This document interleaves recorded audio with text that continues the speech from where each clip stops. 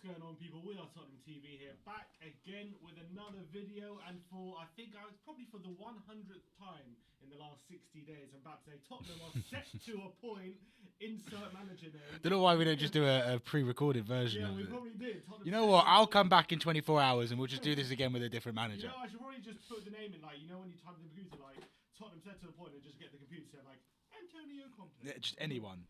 Well, apparently it's Nuno now. So Great. Nuno Espirito Santo set to be appointed. It's like getting Tottenham manager. Apparently the audio is really low. If we can try and sort that out. Apologies, guys. Am I off? Is it off? Is it completely off? Is it fine? You can hear me now? Can everyone hear me? 1 sec. Yeah, I think everyone can hear me now. Nuno Espirito Santo, Slav, is set to be appointed Tottenham manager. I mean, so we've gone from Ten Hag, Graham Potter, Pochettino, Antonio Conte, Paulo Fonseca, Gennaro Gattuso, and looks like we've landed at Nuno Espirito Santo. I think you left a it's good like a 5 roulette. names I off probably that left list. out a few. It's like a roulette wheel. Where's it going to land, basically? It's like getting socks for Christmas now. The hashtag no to Nuno was trending #1 in the UK last night, Slav. Proud of the Spurs. Do you think that was warranted? Yeah, yes and no. Look, he's a lovely guy, but that doesn't mean he's doing that. Just because you're a lovely guy doesn't mean you should get the job. Yeah, but is he that bad of a manager that we should be railing against him before he started? I think it's just we're expecting somebody, I guess, you know, with a better CV than him, and who plays more entertaining football than him after what, you know, Levy came out and said. I think it's just disappointing. It's just a bit, like I said, it's like getting socks for Christmas. You get a present, but it's not what you wanted. And it's very underwhelming. I think this is more like ankle socks, I think, probably, as well. You're getting from Nuno. Yeah, I think, look, appointing Nuno, which it does look like we are about to, for me, is extremely underwhelming. And I think he's a manager who doesn't represent the Tottenham DNA, as Daniel Levy so fondly proclaimed in his end of season notes in the programme. We need to get back to the Tottenham DNA and all this stuff. This doesn't represent that for me. I don't think he's a bad manager. I do think he did a good job at Wolves, and before that he was at Porto. He did a good job at Valencia, actually. Valencia as well. Gary Neville took over and ruined it all. Yeah, look, I'm not going to sit here and say he's a bad manager and I'm going to start hashtagging no to Nuno because I'm just unhappy about him being manager. I'm willing to obviously give him a go and give him a fair crack at the whip. I'm not going to start railing against him before he's even started in the job. I don't think that's fair on him. I can understand why people are doing that with Gattuso because of unfootball related stuff. But in terms of when it comes to Nuno, you know, yes, he's left Wolves after a fairly disappointing season, even by their standards, but I don't think he's a bad manager. I do think he improved them. I do think he made them stable, a good, solid Premier League team for 3 years now. So in that sense, I don't want to start railing against him before he's had a fair shot. But it screams desperation. They were out of ideas. And I do That's think, it. a part of me thinks that we're only going for him because he's free. 8th, 9th, 10th choice. He's only because he's free. No compensation. Turned down by Palace Everton. I think, yeah, that's also true. Graham Potter, I think, would have represented a better appointment than for me. But I reckon we went for Nuno because he's cheaper. We went for Nuno because we don't have to pay a compensation fee, which we would have had for Graham Potter. That's the inkling I get. And in terms of a style of play, in terms of attractive football, that's the thing. Is he going to be so much more attractive than Mourinho? Like, if I told you in April we're going to sack Mourinho and appoint Nuno Espirito Santo, would you be like, yeah, I'd rather do that? Well, I'd rather appoint Nuno. I said to you earlier, it's just like appointing his son. It makes no sense to me. What's the point? I don't get it. But I think, and also, how do you expect the players and everyone to react knowing that you're 8th, 9th, or whatever it is choice? It just doesn't. It just does not make sense. But look, it's just there's not much to add on that, on what you said. It's just underwhelming, disappointing. But you know, people have said he does improve young players. He does improve players like he's done at Wolves. He did it. He improved Doherty, Traore. I'm trying to think of somebody else now. Connor Cody. Yeah. People like that. Ruben Neves, he signed from Porto. Max Kilman. Max Kilman using young players. Raul Jimenez, he has an eye for a player. He came from where was he? From Mexico or So something. yeah, look, it's not the worst appointment in the world, but I feel like we should be getting somebody better than Nuno, but it is what it is. Yeah, of course. And I think Nuno's definitely hasn't done enough to warrant the Tottenham job, unfortunately, especially where we are as a club right now. I think maybe if we would have appointed Nuno because on the day he resigned from Wolves, which was I don't know how long ago now.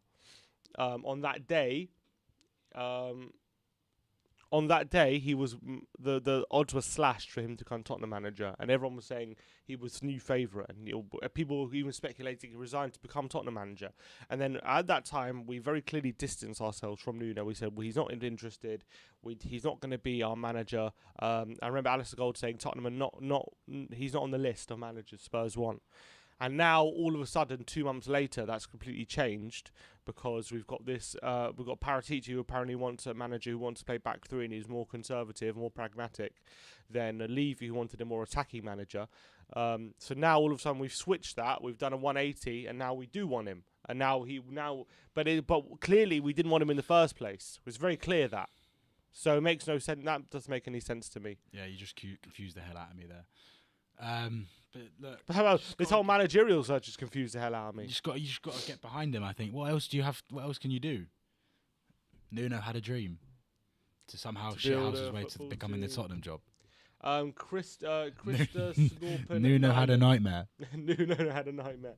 Can Nuno's agent and Paratici help us buy players like Kunda from Sevilla? Find out.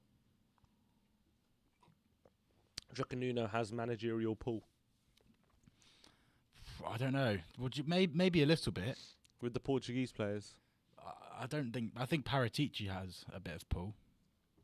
That's true. I don't think Nuno necessarily does, and I don't know. He's just not an attacking manager. Like yes, I think the great thing Wolves always did in his time, to be fair to him, is they always competed very well against the top teams.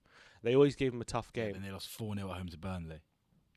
That's true as well. But they always when they came up against Man City, against Wolves, against us, always a really tough game. Always made it very, very difficult for us.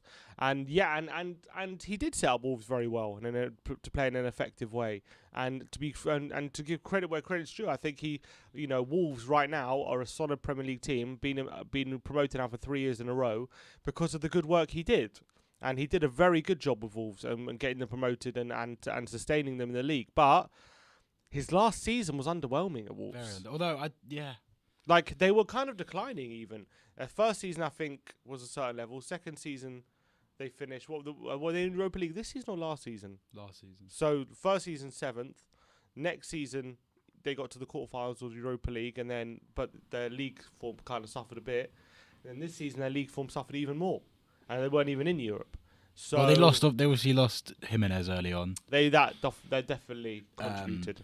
And they lost Pedro Neto.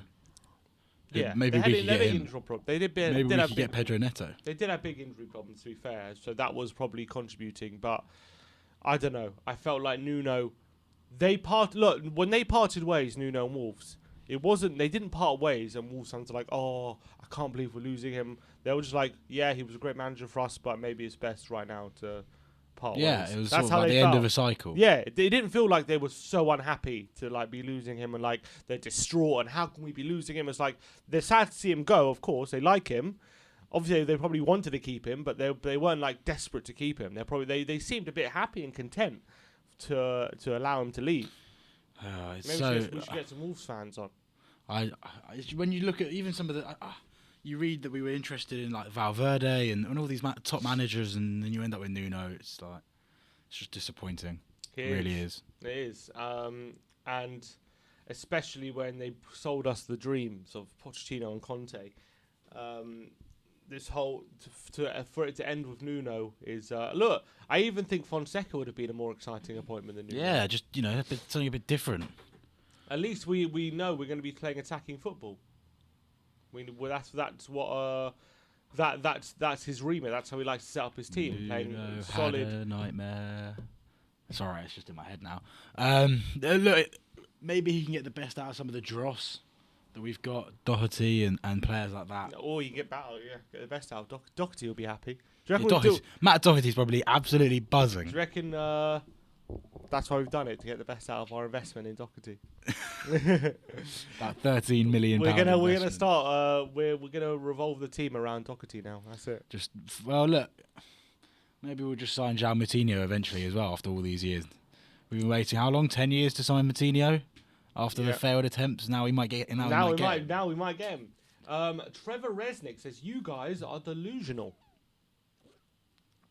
About? I don't know. Or in general? You guys are delusional. Okay. Try get your mic closer. People saying you're quiet. Is that better? I don't know. 22. Yeah, you have to talk into it. Okay. Yeah. I want to mention a couple things. First of all, if you want to come on and have your say, link for all members at the moment is in the community section. You can come on and have your say about Nuno Espirito Santo and if he's going to be a good appointment for Tottenham. And also, I want to say that we are doing a live screening for the Germany-England game on Tuesday. Massive game at Wembley, round of 16 at Euro 2020.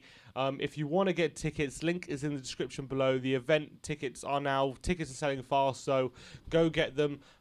We've got over 150 tickets to sell. So go, and if you want to join us for the live screening for the England-Germany game, scroll down, links in the description, go get your tickets now. Right now. Immediately. Go get your tickets. It should be a good one. It's going to be a massive game. I'm looking forward to it. And yeah, I want to get your guys' opinions on Nuno Espirito Santo. Also, if you want to send us a tweet or a super chat, we'll react to any content or opinions live on the show if you send that in. So if you tag us on Twitter at WeAreTottenhamTV, I'll react to all you guys' opinions, all your tweets. And we'll react to any super chats or comments that catch my eye. So make sure you get that done. I've already got someone, Piers Morgan spelt. Piers Morgan? Piers Morgan, really. Oh, Piers Morgan. Says #yes to Klinsmann. No, I remember I was with you on at the live screening of Scotland England, and Klinsmann on air before the game, putting his name in the hat. Yeah, I couldn't believe that. I couldn't believe you. No, did you see the Lahm quotes about him? The what? Lahm? Philip Lahm. He said... no tactics. Yeah, he doesn't have it. He doesn't have any tactics. Rico. Should we look at this tweet? Rico says, reckon we can hijack the Ruben Neves deal from Arsenal if we get Nuno. Don't want him. Partner him and Højbjerg in the midfield is going to be immense. It's the slowest midfield pairing I think I've ever seen. Do you not rate Ruben Neves? I think he's okay. I don't think he's anything special. Give him the ball 25 yards out, yeah, then have a pop, but I don't think he's anything special, no. I like Ruben Neves. I think he's a good player. I think he's got potential to be a real special player. He's definitely a lot better than a lot of players we have in that position at the moment. Like who? Winks and Sissoko. Yeah, but I think we can get better than Ruben Neves to replace them, so I'd take Sabitzer. Yeah, Sabitzer's obviously great, but he's playing for a team. I know he's going to leave, but do you reckon we can still get him? Absolutely, why not? Because I think his ambition might be higher than what we can offer right now. Maybe, especially under Nuno. I'm curious to see who. Did you read about this mystery signing from the Athletic? Yeah, I did. Who do we? In fact, can you let us know in the comments who you think the mystery signing in the Athletic is? Because I was thinking, who do you think it is? It's probably Anderson. Do you think? Yeah, that's what I think. I don't think that's a mystery though. I think people know that it's going to be that he's probably going to end up coming. Who, Anderson? Yeah, but why do you think it hasn't been signed off yet? No, but that's not it's a mystery. I don't know. He's a mystery player because he doesn't want to be revealed who it's an anonymous source. Doesn't mean it could easily be Anderson. Could also be like, I don't know, anybody else. I was going to say Messi. That's my bet. My bet is Anderson. My bet would be somebody that's not Anderson. Somebody who's not Anderson. Yeah. Okay. Anybody else. Anybody but Anderson. Okay. Liam Napper says, Everton fan here. What a mess our clubs are in. Sorry, that was a super chat. But we'll get this tweet up. Why not? We'll read it. But I agree with that, Everton. I agree with Liam in terms of the mess Spurs are in. I think we're in more of a mess than Everton at the moment. It's not Everton's fault that Ancelotti got pinched. I don't know. I just think Everton, just along with us, are set up to fail. Yeah, I agree. But they've got a rich owners who are willing to put money into the club, don't they? Yeah, but they spend it on absolutely terrible players. Yeah, that's also true. Adam says we have to get back the manager. Let's Levy get away with hiring anyone. He could hire Mr. Bean, and some fans would back it. I agree. I take your point, and I do agree that he gets away with a lot, Levy, and people just blindly backing him. Any manager that we appoint. I take your point, but like I'm not gonna sit here and start protesting against Nuno, because I don't think he's that bad of a manager that I'm gonna start saying hashtag no to Nuno. I think that's a bad way to start if we're going to appoint him. If he's really the choice we're going to go with, and we believe he's the way forward, as much as I don't think he is, I don't think it's the way to start having a new manager with that kind of atmosphere. Why want to welcome him in. Why don't we change it to hashtag yes to Potter? Fine, that's different. That's different. I'm not going to... Yeah, okay. I don't mind that. Because that's more of a constructive way of going about it, rather than just going hashtag no to Nuno and start having more problems than anything. Yeah, I mean, but the thing is, I mean, it's not going to be easy. His first game, City at home. It's going to be let's be real. That atmosphere, atmosphere is not going to be pleasant on that first game of the season, in my opinion. I don't think it's going to be a welcome. What do you mean? Kane's going to get a great reception. Kane and Grealish. Kane will get a great. Nuno's first game is going to be getting Eric Dyer and Sanchez to try and keep out Kane, De Bruyne, Foden, and Grealish. Yeah, literally. Good luck, Nuno. And in his second game is at Molineux. 1 sec. Benjamin Walker says, "Sim, I'm interested." Where's that gone? I just had that message from Benjamin Walker. There we go. Sim, I'm interested in the England live screening. I know you can't give out the exact location, but what area of London is it in? It's in Wembley. North. It's a live screening in Wembley. It's 5 minutes. It's under 5 minute walk from North Wembley Station. I thought you were going to say the stadium. I was going to say not the stadium. It's not the stadium. I'm not going to lie to our viewers. So North Wembley Station. It's really close. It's about a 20-minute walk from the stadium, but it's in Wembley. So about 15-20 minute walk from the stadium, and it's about a 5 minute walk from North Wembley Station. It's a half an hour walk from the stadium. You saying half an hour? I did it. You did it in half an hour? It's a mile. It's a mile, is it? We did it in like 20 minutes. Speedy Gonzalez over here. But Nuno's second game is at Molineux.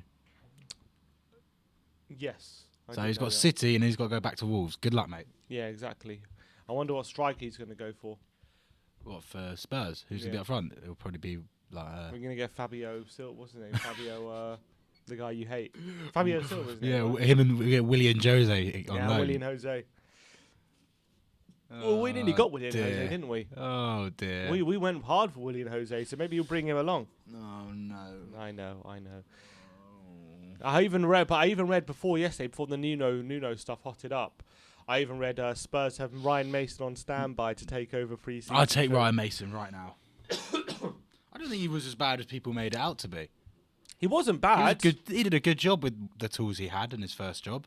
He did all right for a 29-year-old He won at Leicester manager as well. He won with 4 goals at Leicester. That's also true. Look, he did a good job for a 29-year-old, but he's not what we need.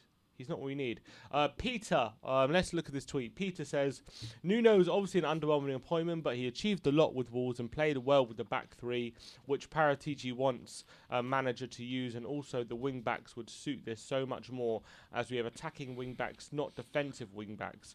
So there is some positives, but it's not the man we all wanted.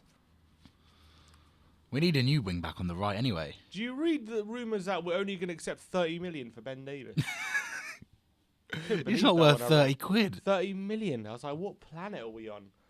Bloody hell. Simon Stevens says, at this point, I think the fans are resigned to anybody after dragging it out this long. Maybe that was the plan all along. What, to batter us into submission to accept anyone? Is that was the plan all along?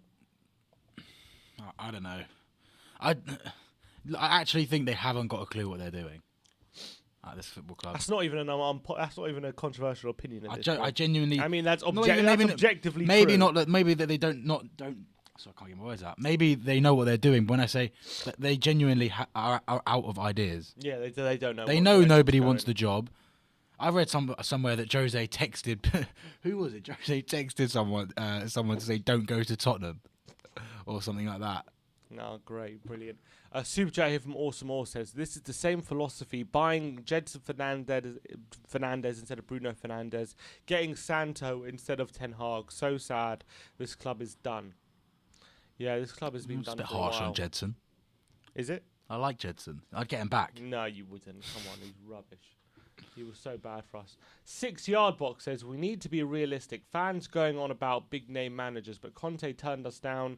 We never been good under so-called big managers. Personally, I want Porter. I think it means Potter, but would go pay compensation for a manager that doesn't want to leave. But why go pay compensation for a manager that doesn't want to leave? Because you believe this manager is going to be the man to take us forward. I don't believe Nuno's that man. I really don't believe Nuno's that man. I think he'll be here for 2 years, 2 underwhelming years where I think next season, I reckon, we'll finish like 7th. People say there's potential if we do this and that next season. Then next season, he'll be gone by the end of the year. That's what I reckon. Sim has spoken. That's what I think will happen. I think. Do you think we'll win the Conference League? No. Okay. Or maybe, that's what will happen. We're going to finish 7th, win the Conference League, and then we'll say, we won a trophy, we'll get in Europa League next season, progression, it's progression. And then next season, we'll finish like 8th or something, and he'll get sacked. That's how I see it. And then he'll get knocked out in like the round of 16 in the Europa League. You heard it here first. Drones Deep. Nuno just sounds like a last resort appointment. He must know he's nowhere near our first choice. I mean, it's clear. One for thing I everyone want to see. say on Nuno as well. Half the season, he looked like he was done. Yeah. Like mentally, he looked like he could not be bothered to manage anymore. You saw him; he just looked like in his interviews on the touchline. Because I remember watching him. He was passionate on the touchline. He was a very passionate manager, and then sort of after the Raul Jimenez situation last season, he just it's as if he gave up. It looked like he'd given up personally. Yeah. Even the game. Do you remember we watched Spurs Wolves here a few weeks ago? The 2-0. Yeah. They didn't really offer much. No, did they they? mustn't They really looked like offer they really anything. couldn't be bothered, and Yeah. he looked like he wasn't bothered. Maybe he just needs he a looked new like challenge. he knew he was going. Maybe he needs a new challenge. I don't know. Maybe, but Nah. he just looked mentally drained. Toby04 says, "Why are you so negative? Why are you so negative, Slav?" Oh, it's as if we haven't gone 3 months without a manager after failing with I 8 don't, in I a don't row. understand how when I'm complaining, are people not seeing what I'm seeing? What is that? We're What rejo- am- what is oh, it it's to be happy great. We've about? waited 70 days for a manager. We've gone to our 8th choice. Nobody wants the club. Am I supposed to be positive about how we're conducting ourselves in the moment in our managerial search? How can I possibly be positive with good conscience and tell people that nothing to see here? He said there, you have to remember that Nuno lost his 3 goal threats in Jimenez, Jota, and Yeah, let's look at Doherty. this. Let's look at this let from me Marlon let me just THFC. go into Doherty. Wait, yeah? let's just read it out. Let's get the tweet up. It says, "Miss Slav for my Spurs therapy. You have to remember Nuno lost his 3-goal threat. Jimenez, Jota, and Doherty. Wolves are always going to struggle. Where would we finish without Son Kane under anybody?" But then that's where you're, as a manager, firstly, they replaced Doherty with Barcelona's Nelson Semedo, who at the time you would have said big upgrade. Jimenez, look, it's unfortunate. It's a terrible situation. But they signed a strike. They spent £35 million on a striker in that Fabio Silva. They And bought Willian in. Jose, They bought in Willian Jose. who's a decent La Liga striker. Jota, they got what, 40 million, around 40 million for him. And look, okay, yeah, big loss. But you chose to sell him, and you had replacements in Pedro Neto. You've got Adama Traore, and that's when, as Great a manager, shout, Pedro Neto, good because he really has stepped up. yeah, In absence. and as a manager, you're tested when you're in a situation like that. That's when you show that you're a good manager. When you've got, look, Poch did it when he lost Kane, didn't he, in that Champions League run? Lost Kane and still, albeit bit of luck, got us to that Champions League final. You're tested as a manager when things aren't going well for you. That's when you really show your true colours as a good coach. Yeah. So sitting there saying, "Oh, he lost this happened and that happened." Yeah, it's unfortunate, and you're right. But then you need to show that, all right, I'm a good coach. I can deal with these problems. When you're a football manager, it's not plain sailing. Otherwise, anyone could do it. So, look, of course, I'm going to sit here and be negative that we've gone to our 9th choice manager who got let go by Wolves, who was turned down by Palace, who was turned down by Everton. What am I supposed to sit here and Yeah, say? exactly. It just screams like a lack of ambition at the moment by Spurs. Rant over. Kuva99 in the chat says, "Stay positive. Look, we hit the iceberg. It's okay. The ship is still there. It's just we're at the bottom of the ocean." You want me to be positive about being at the bottom of the ocean? I'm confused. Is someone going to come and is any deep sea divers going to come save us or something? Is that anyway? Tuesday 128 with a super chat. Nuno is on the cheap, minimal spend on transfers. Poch back in 2 years after PSG. Hashtag Poch waiting room rebuild 2022. Hashtag Poch waiting room. I like so that. Nuno's just keeping the seat warm. I like that. I like the Poch waiting room. Poch waiting room. I still refuse to believe that we couldn't get Poch. I don't think we could have. Oh, we could have if we paid the compensation, but we're not going to. We want him to resign. That's the whole thing with Poch. That's the problem. Let me see what some of these tweets. Someone says, "I found our new manager, top bloke." Would you take him as manager? Unproven in the Prem. Unproven in the Prem. You had to do a double take there. You were, would I? Oh, no. Mr. Bean. It's quite small for me. I haven't got my glasses. It's Mr. Bean. We sacked Moo for this. That's his name of his Twitter account. That's not even a comment. Just saying, I think too many of our fans are being a bit above themselves. Yes, Nuno is underwhelming, but we need to humble ourselves, recognise we overachieved much with Poch and regress since. Give him a chance, I say. Anyone who said no to Nuno should reconsider. This is from a guy who says we sacked Moo for this in his There's a bit of irony name. in this. That's his name. I'm not sure what he's sending very mixed signals with his Twitter account. I would say, but look, I think he has a point. I do think he has a point. I think people are dismissing Nuno, and including us, a bit too much just because he's underwhelming. Look, when he wins 3-0 against City on the opening day and goes to Molineux and wins 4-0, look, we'll be sitting here going, we'll be sitting here bouncing. But until then, I'm going to be a bit disappointed. But I am interested to see who we bring in. I really am. I want to see. Yeah, I want to see who he brings in to mould his. I want to see who he squad. gets out as well. Definitely. But to be honest, just we are sitting here discussing this. It wouldn't surprise me if in an hour of leaving today, it's Spurs off the pulled table. out, yeah. How many times have we done this? It's always when I'm here as well. We'll just pull out. Always. Conte, Fonseca. It's always when I'm here. The curse of Slav. Animesh Dalai with a super chat. He says, why didn't we go for Christophe Galtier? He is free, a winner, and has worked with young players now. Everton would get him. Because he's gone to Nice. Yeah, I'm pretty sure that's still the case, right? He's still going to Nice, isn't he? So. Derek Smith in the chat says, "You lads want to grow up. Give them a chance. Stop whinging." It's just whinging, Slav. Just a whinger. So are you. Yeah, I know. I am whinging as well, but I'll whinge as much as I want when I'm paying this much for my season ticket. For this much, when I'm putting in the hard-earned money for my season ticket, for my away games, for my trips to places like Belgrade with your brother, and places like that, I will, sit here and complain if I don't like it. It's like, am I not supposed to? It's like when if you go on a plane and you don't get offered a drink for 2.5 hours on your flight, you're going to complain because you paid for a ticket. Am I not supposed to complain when Levy offers me up a shit sandwich? You know what I mean? Yeah, am I just supposed to say, "Oh, we'll give it a chance"? Why am I forking out 4 figures? Go, why are people forking out 4 figures for season tickets like yourself, like me, like Ben, just for Daniel Levy to go? Look, I couldn't find anyone after 2 months of trying. We're just going to go with this geezer that was let go by Wolves. Yeah, you think about the season ticket renewals. If we had appointed Nuno on that day, as opposed to being apparently on the brink of signing Conte. I mean, isn't it so transparent at this point how clear that whole Conte thing was? Do you think Levy knows that we know that he's an idiot? Yes, he should know that by this point. He should know, mate. He's so out of touch. He doesn't know he's just lost the plot. And it was that interview that did it as well on Spurs TV.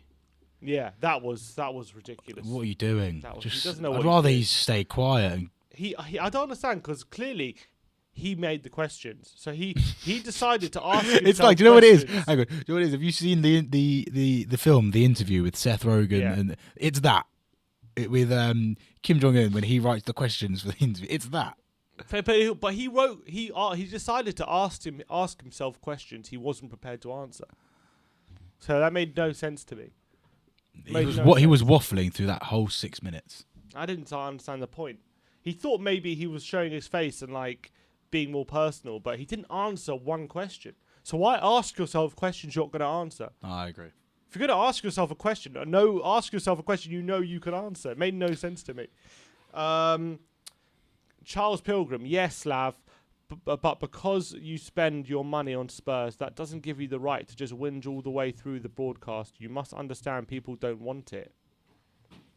But I can whinge because I don't like it. Why would I sit here and be happy about something I'm not happy about? Yeah, I don't blame you at all. I don't blame you at all for it's not just Sims whinging and just don't come for me. Sims Well, whinging for you, Slav, stop Sims whinging. whinging just as much. Look. I don't think Nuno's the problem here. It's just the way we first of all, we know It's not Nuno's fault. It's not Nuno's fault, but we know Nuno wasn't the first choice. Nuno left his job 2 months ago, and we very quickly distanced ourselves from Nuno 2 months ago as a club. So the fact we're coming back now just smacks to me of desperation. It really does. And I don't think it's about manager. And if we really earmarked him as a possible Tottenham manager, we would have got him 2 months ago. But we didn't see him. I don't get why people are so happy with mediocrity. I don't get it. Doesn't make sense to me. Like, I'm not happy. I'm not happy with Nuno. I'm just not happy with that appointment. But it's nothing to do with him. I don't dislike Nuno. I'm not gonna. He's a lovely bloke. I'm not gonna start chanting Nuno out. Yeah, he's a decent manager. He's a good manager. He's just not a Tottenham manager. I don't think he's a top manager that we want to progress to get us back to what we need, which is challenging again for the top 4 position. You know, if we were sitting 14th in the league for the second year in a row, I'd go, you know what, Nuno's he can probably get us into that top half, into that top 7. But what's the aim at aim at Tottenham? Top 4? Nuno is basically a manager if you want to consolidate 7th place. Mm-hmm. That's your manager you bring in. What's Tottenham's? If you said to Levy, what do you want for Tottenham? He'd say top 4, right? Yeah. Why have you got Nuno then? Doesn't make sense. To be the best, you've got to hire the best. Mm-hmm. Christopher Scorpin Nyland says, could Nuno be worse than Ramos or Santini? No. I hope not.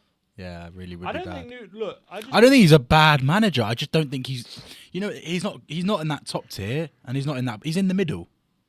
Would you not agree? He's just like, he's like he is. If I'm being honest, Wolves and Everton and Crystal Palace, those are like his level. That's his level. That's the thing. That's it. And if we want a manager who could get us into Europa League, Nuno's a great manager for that. I'd be very surprised if he got us into the Champions League. Very surprised. He won't. I would be. And shocked. To be honest, half of it won't be his fault because he won't be backed and he won't get who he wants and things will go against him. But also half of it will be he's just not the right manager for it. Let's tweet from Cactus. He says, none of the managers we are linked with will come in and leave you wait till the deadline and then say Ryan Mason will be our manager. At this point, I'll back whoever comes in. There's no point in saying no to anyone at the state the club is in. No, I agree with the thing. I will back Nuno. I will sing his name at the stadium. I will sing his name on away trips. I will back him till I can't back him anymore. But it just doesn't change my opinion on him as a manager at this very moment in time. If he goes and if you know what Spurs fans are like, easily carried away. If in November we're sitting 4th, 3rd, having a great start to the season, maybe I'll sit here and go, I was wrong. But I can only judge by what I've seen, and I can only judge by what's going on at this moment in time. Yeah, now this moment doesn't look great. Just the optics doesn't look great. Should we start talking to some fans? Is anyone waiting in the background? Yeah.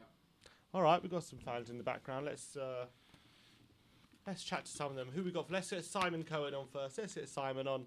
Big up to Simon. Hey, Simon. Afternoon, boys.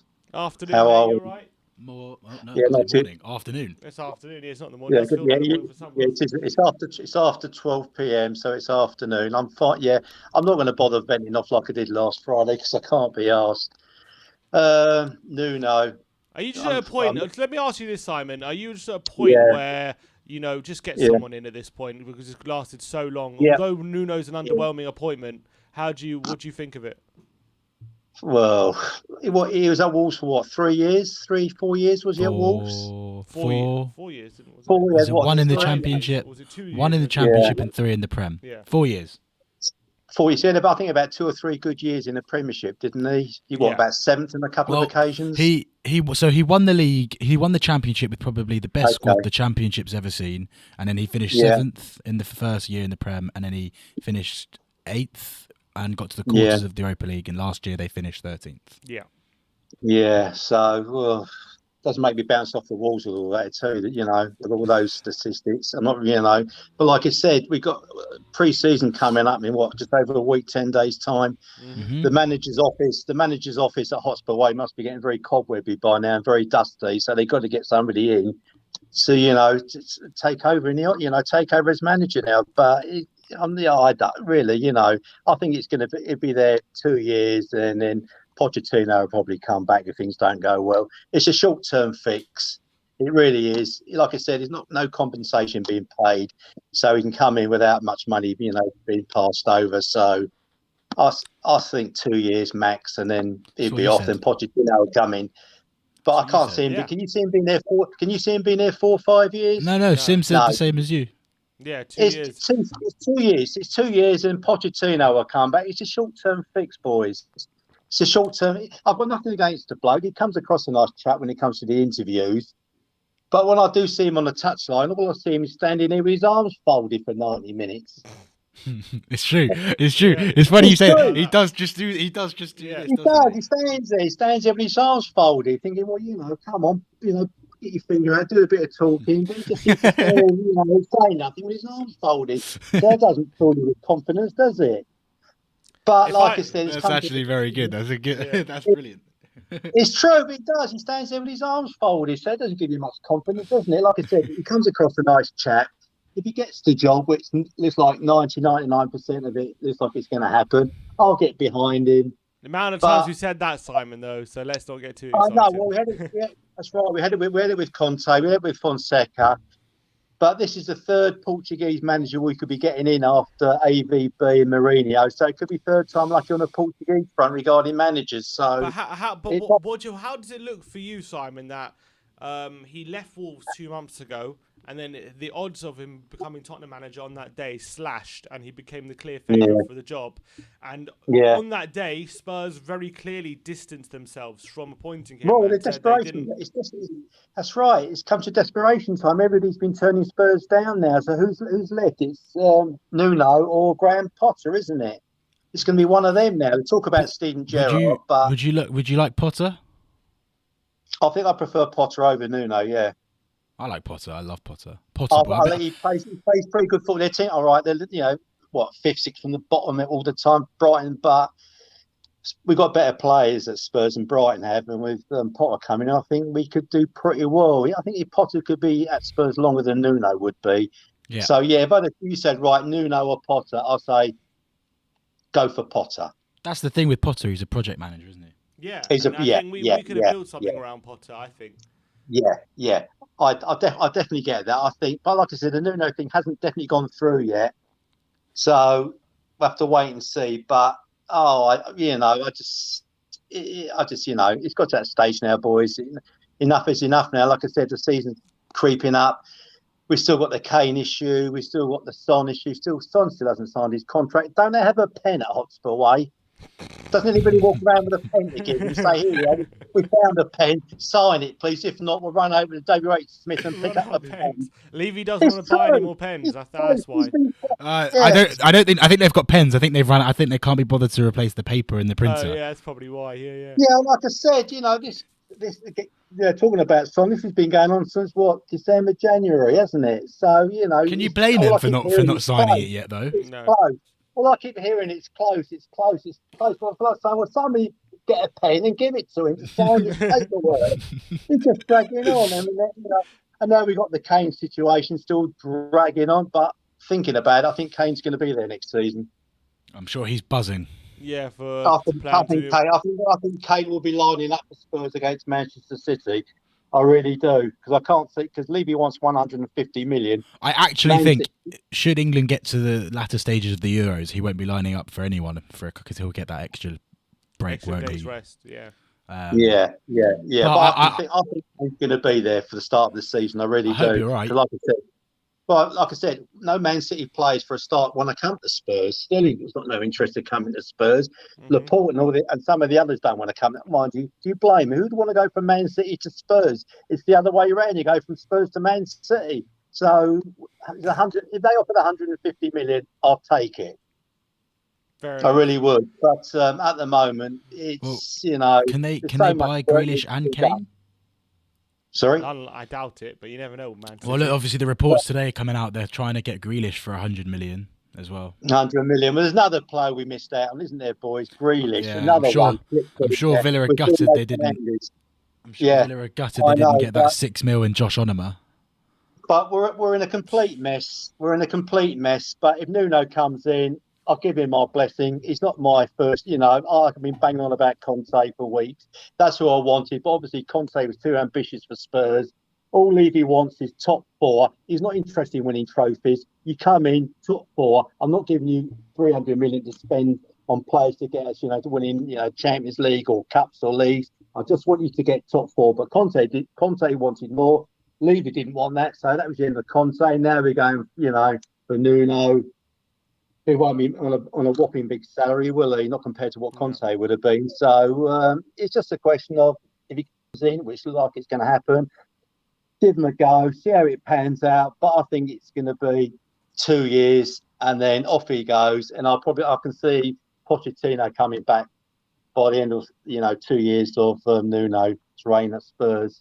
Because I can't. Can you really see Nuno won't be there 4 or 5 years? Like I said, can you? No. I can't see it. No, I think 2 years is actually bang on. It'd be good if it happened. I really hope I meet my words and it all works out and Nuno does come in and wins us a cup in his first season. Brilliant. I want to see Spurs winning trophies. That's all I want. So if he can do it, brilliant. But I've got my doubts. I'm sorry to say, I've got my doubts. No, rightly so. It's Levy. It's Levy's mucked up time and time again. It's just, it all boils down to Levy while we're in this mess.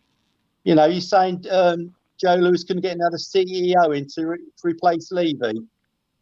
Yeah. Because he's mucked up. He should, if he wasn't, because aren't they related, Lewis and Levy? They're related or something, aren't they? Who, Levy and Lewis? I don't know if they're related. Yeah, they go a long way back. They go a long way back, so I suppose that's a reason why Lewis won't get rid of him. There's more to it than meets the eye, but a normal big company like that would say, right, you're not doing your job, away you go and get another CEO in. But Levy's going to be there until Lewis sells up, so we just have to get on with it and just keep our fingers crossed. We could be in for a good season next year, but I really can't see it. I think it's going to be painful for another couple more years. I really do. But we have to wait and see what Paratici can do with getting players out, players in, and who this mystery player is. I haven't got a clue. No, we've got no clue about the mystery player. He probably doesn't exist. That's why he's probably mystery. Well, it's probably like Joachim Anderson or something like that. That's right. That was my guess. Anderson. I'm trying to be a bit more positive on that one. That's all I can say. All right, that's Simon. That's all I can say. Listen, I'll let you crack on. You have a good weekend, and I'll speak soon. You too. Thanks a lot, Simon. Nice to speak to you, mate. Boy. Yeah, see you soon. Bye-bye. Bye. All right, that was Simon's opinions. Let's get through these super chat. Brandon Sebastian would rather a mop and bucket than Mason as manager. And Aravin the analyst says, I'm already doubting Paratici. He's giving a puppet. Daniel is the only one giving the money. No point of a sporting director if we can't get back anyone. I hear that, and also Paratici's choices. I mean, I'm not that convinced on them right now. But we'll have to wait and see how it all pans out. Maybe he was wanted by he wanted him to replace Pirlo at Juve. Nuno. Yeah, that everyone we're linked to, they just put out, oh, Paratici wanted him at Juve. Like Just everyone, Gattuso, oh, Paratici wanted him at Juve. Oh, Conte, oh yeah, Paratici wanted him at Juve. Oh, Nuno, yeah, oh, Paratici wanted him at Juve. Instead of all these managers, mate, who didn't Paratici want at Juve?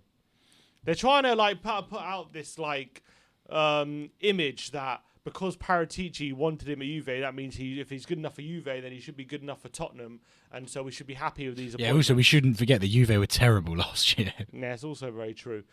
And let's not forget the guy Paratici chose was Pirlo, and that didn't turn out well, did it? But anyway, should we get next guest on?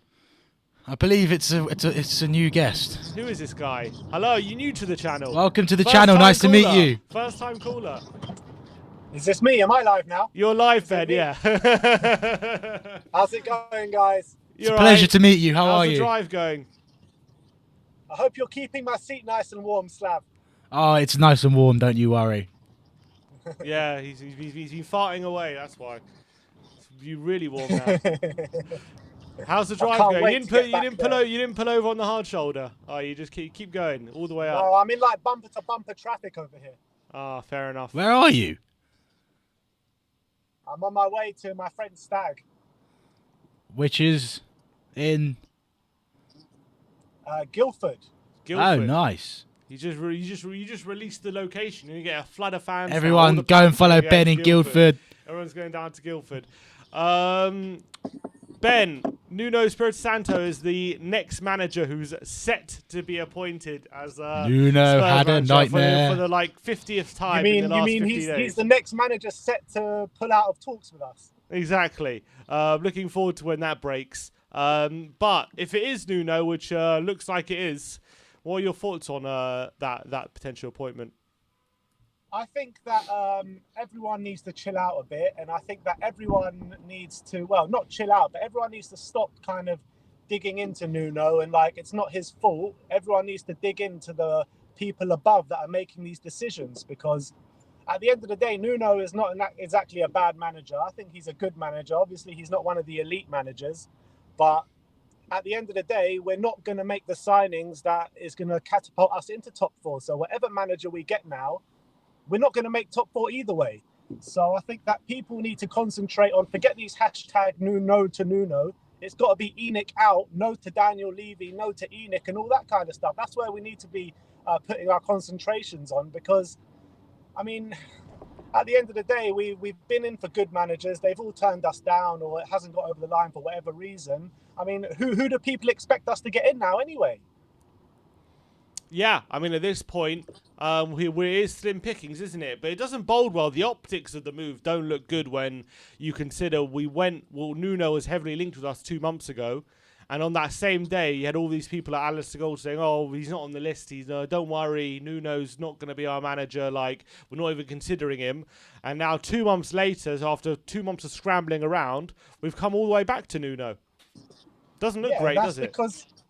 No, of course it doesn't look great, but nothing that's happened at Tottenham over the past year has looked great, has it? I mean, over the past 3 years even has looked great. I mean, this club is a complete mess from top to bottom, and this manager search is just literally compounding that. And I don't know where to go with this. I mean, I'm not exactly going to be so angry that Nuno's our manager, but I'm angry that Daniel Levy, what a shit show he's made out of this managerial search. And like I said, like whoever comes in is going to have a hard task of getting us where we need to be. And it's just a shit show from start to finish. Exactly. Whoever comes in knows that they're 10th choice. Yeah, but when you look at the manager search when Nuno was the guy right at the beginning when he left Wolves, this was all Daniel Levy's list. This is Paratici's list now. So I think it's a bit different. And Paratici clearly wants someone that plays three at the back. And I think Paratici's going to be gone soon. I mean, it doesn't seem like him and Levy are really going to work well. Yeah, I agree. It doesn't. The whole Paratici thing looks like it could be a bit of a recipe disaster the way things are going. But in terms of Nuno, do you think a lot of the frustration though is not just so much of the quality of manager, which we know is not the elite, but it's also his style of play?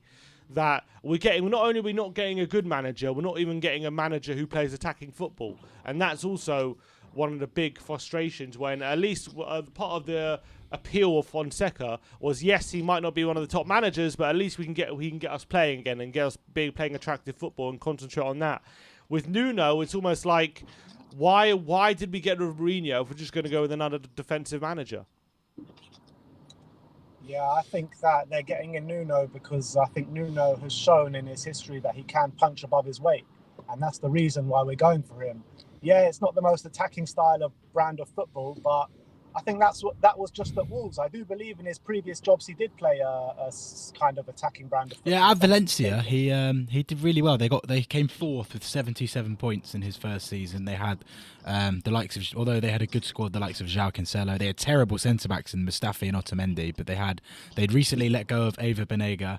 And they had a good team, and they did really well in that season. That's the one thing I can vouch for on Nuno. After doing a bit of research, I didn't even realise he was at Valencia. Yeah, so I've also been doing my research into Nuno, and it's not like he's played conservative football his whole managerial career. That's not the case at all. I mean, I think it's only really been the major case in the last year at Wolves. I think the previous 2 years at Wolves, they played all right football. Well, I think his first 2 years, last 2 years they averaged 1 point. I think I read it was 1.17 goals a game, whereas Mourinho's Tottenham was 1.80. Yeah, so it's a lot less. That is, but he was hampered by injuries. But look, I think also, and he had a lot of a worse squad as well. Yeah, it's a difficult one. It's just a bit underwhelming. I think that's what it is. It's like you said, it's nothing against the bloke himself. It's just the way it's all been handled. Yeah, but the reality is as well, you got to remember he resigned at the end of last season with Wolves, and the Wolves fans didn't seem devastated by it. They didn't seem that unhappy about it. Yeah, because it seemed as though like that project was kind of at the end of its tail at Wolves. That's what it seemed like. It sort of felt similar to when Poch lost that Champions League final, and it felt like the project had come had at the time, albeit we'd love him back now, but it felt like at the time it had come to an end because he wasn't getting backed. But also, Slav, everyone's talking about we need a project manager. Nuno's not a project manager, but he is a project manager because he took that project on at Wolves and he did quite a successful project there. No, I don't have anything against him. I like you said earlier, I don't have anything. It's nothing against Nuno. It's the way that it's been handled, and it's the fact that we could have got this done 2 months ago, and we're sitting here with a week to go till pre-season, going back to Nuno. It's just the way it's been handled that does it for me. Look, I don't think he's the worst we could get, but I certainly don't think he's, like you said, in that elite bracket. Yeah, I'd definitely rather Nuno than bloody Gattuso. I'll tell you that's for free. Yeah, that's 100%. I'd rather you than Gattuso. Honestly, take my dog as right over. But Gattuso. I feel like Nuno's a manager you get if you want to consolidate seventh, not really improve. Look, we're going to turn Matt Doherty into Cafu, so. Yeah, true. Matt Doherty must be jumping for joy right now, right? 100%. But at the end of the day, yes, consolidate seventh. But that's exactly where we're at the moment. I know not Spurs fans don't want to hear it, but that's where we're at the moment. We turned down Conte because we couldn't match his ambition. His ambition was to fight at the top. So that's clearly not where we're trying to be right now. Yeah, that's the reality of the situation. Yeah, so, I think in terms of this managerial appointment, I think Spurs fans are right. A lot of Spurs fans are rightly frustrated, but I do think the hashtag No to Nuno is a bit over the top, and I don't think that's right. I don't think that's the way we should be conducting ourselves when we're welcoming a new manager. Spurs fans need to channel. We need to channel our frustrations in the right direction, and that's not what's happening at the moment. They're coming all up in arms. No to Gattuso, fair enough, and then no to Nuno. When are we going to start coming together as a fan base this strongly against ENIC and Daniel Levy? Yeah, where's the hashtag No to ENIC out? That's what that should be. That's what should be trending. Number one. Just on something different, Ben. What are your thoughts on the rumours this morning on Jules Koundé coming in? As long as he doesn't play at right back, I'm all for it. Oh, what, after last night? Yeah, after the France game, yeah. I didn't think he was that great at right back. But as a centre-back, yeah, I think he's got all the qualities to be a top centre-back. So, yeah, I'll definitely like to have him. But I do think I'll want one other with him as well. I'd be very happy with him and Anderson. Very, very happy. Him and Anderson. That would be for once, some very smart business. Well, we're going to be playing a back three next season. Yeah, so him, Anderson, Toby, and Roden. Roden and Anderson. Interesting. With Matt Doherty right wing. Roden is a baller, by the way.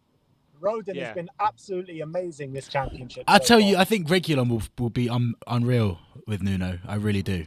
Regulon. Yeah. And what do you think Kane thinks? Does it matter what Kane thinks about this signing? Do you think he's staying anyway?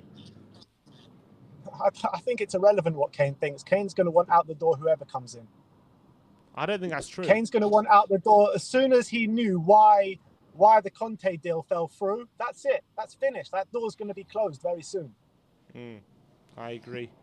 But do you think maybe we could convince some Wolves players to come with Nuno as our manager? Maybe he could. He got the best out of Pedro Neto, got the best out of Raul Jimenez. I'll take both of them in a heartbeat. I'd definitely take Pedro Neto. Neves. He'll probably bring one. Would you take Adama Traore? Adama Traore. There's a few good players we could take from Wolves. Oh, is he gone? He's cut off. Well, that was my brother. Ben, that was our new first time caller. So he seems like a lovely bloke. Yeah, maybe we should get him on more often. Call him again. He should call in again, I think, Ben, if you're listening. Will Stewart from THFC Ryan says Nuno is more accomplished than Potter, who plays a long ball, low mid block. Blows my mind, all this nonsense. So you're saying Potter plays the long ball or Nuno? I think you say Nuno plays the long ball. Read it again. Nuno is more accomplished than Potter, who plays a long ball, low mid block. Blows my mind. I think he's saying Potter plays the low block. He doesn't. We know Potter doesn't play the long ball though. I've seen Potter play enough. Potter ball is unbelievable. Yeah, they always outplay whoever they play. We got battered by them this season. We did. We got battered at home and got dug out by Bale in the last minute, and then we lost them away, didn't we? We didn't really have a sniff at their place. Yeah, completely agree. And I've seen them play a lot. We lost 3-0 to them in October the season before, and beat them 2-1 at home again after being battered again on Boxing Day. Remember that one? Mm-hmm. I do. And to be fair, we've been battered every time we've played Wolves, other than this season, other than a couple of weeks ago. Don't know how we've beaten them in those games that we did at Molineux. You know, do you remember the 2-1, the Jan Vertonghen game? Yeah. We got absolutely battered in that game. Yeah, we did. That was Mourinho. That was prime Mourinho, that one. We got absolutely ripped apart and they just didn't score and we won the game. Oh, man. Anyway, let's get Cody Mac. Hey, Cody. What's going on, you whiny bitches? It's one impressive beard. It. Wow, straight in there. You look a bit like Nuno. Is that Nuno? We're delighted to welcome Nuno onto the channel. A bit like Nuno, I guess. He wears the hat as well. He's got the hat as well. Wait, Cody, can you fold your arms for us? You got the hat. You got the hat, the beard. Oh, there you are. Yeah, it's Nuno. You're pretty much Nuno. You pretty much got that spot. I got the hair too. Oh, it's Nuno. Wow. There we go. I just throw a little bit of flour in my beard, make it grey. Maybe you're going to turn out as manager. We're going to say you're Nuno just to save some money. You just need a bit more of a sad facial expression. Yeah, true. You need to look a bit more depressed. Yeah, there we go. This is love.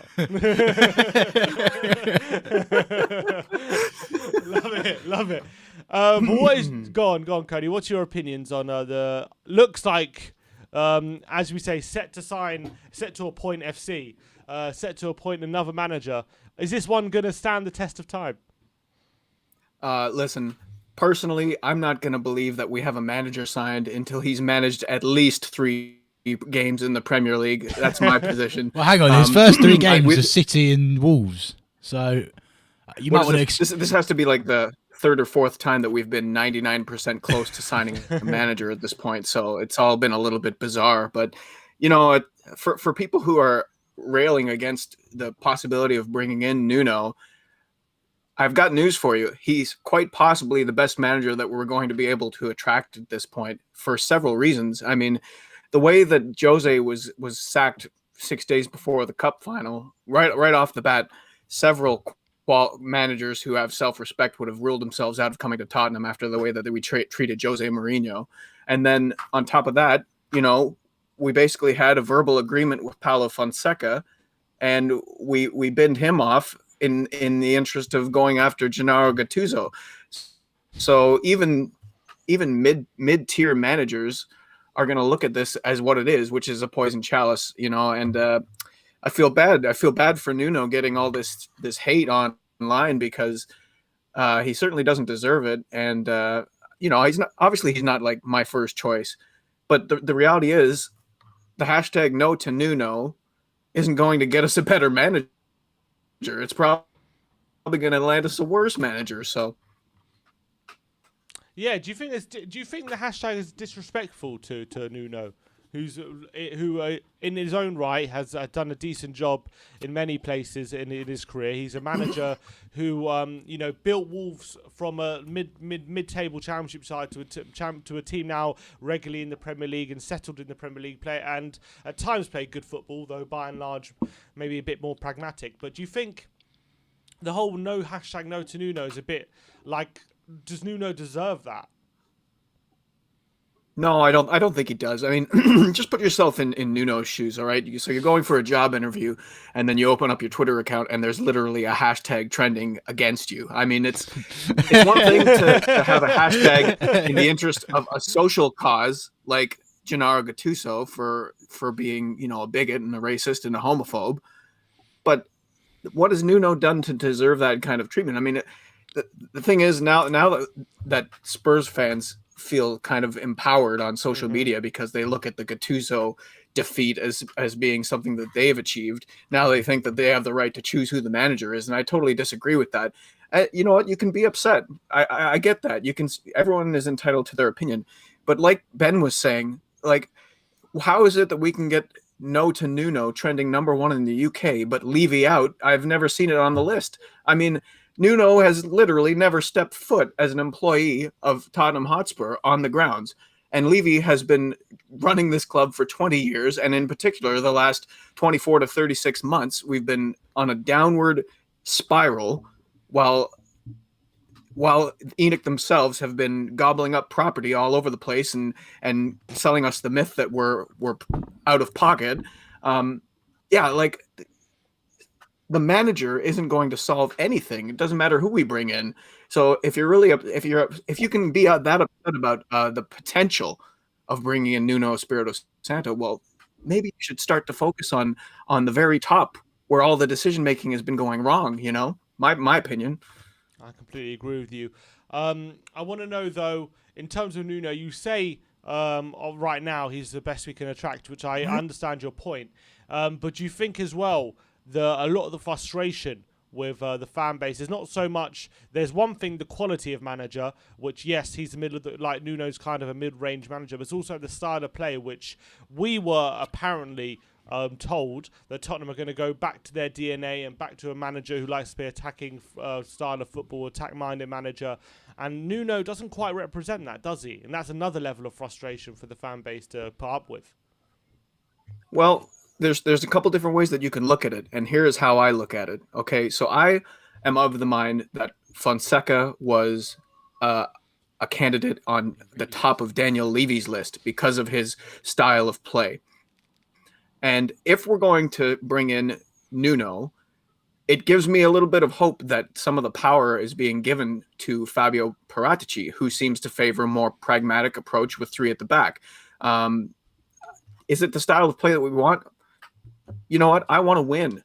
To me, I don't care if we play draws football, if we're winning games. It's just like everyone was happy back in November when we were top of the table, even though we were playing counter-attacking football under Jose. The reality is, if we're going to bring in a manager, it doesn't really matter if we don't fortify the defense. It doesn't matter who we bring in, because we can't play pragmatic football with a poor defense, but we can't play attacking football with a poor defense and have success. So I'm fine if we bring in Nuno, but we have to see what he is given in terms of tools in the transfer market as well. But if bringing in Nuno is a sign that Paratici is being given a license to build the project, then I can get behind that. And like you've been saying before in the broadcast, Nuno is not necessarily a negative manager by definition. He may have been forced to play that way because of the tools that he was given in his last year at Wolves. Wolves have been known to play some beautiful counter-attacking football. It could work here. So I would give him a chance, that for sure. But until he signs the I mean, it's just so ridiculous how it seems like every Friday we've got a manager like 99% over the line, and then on Monday we're back to square one, quite literally. So it's because everyone gets drunk. They will probably get drunk over the weekend celebrating, and they will realise Monday morning, oh shit. No, I tell you what it is you on Friday they've got the deal agreed. Then it was like, all right, well, I'll have the weekend to think about it, and then they think about it, like, and they go, actually, you know what? I've got better things to do. Sorry. About this actually, and before when we were negotiating, it seemed attractive, but I've just sat down and thought I just want to say, 2 seconds, and now I'm not interested. I just want to say on what Cody, when you were talking about that three at the back, I think what people forget, this actually goes.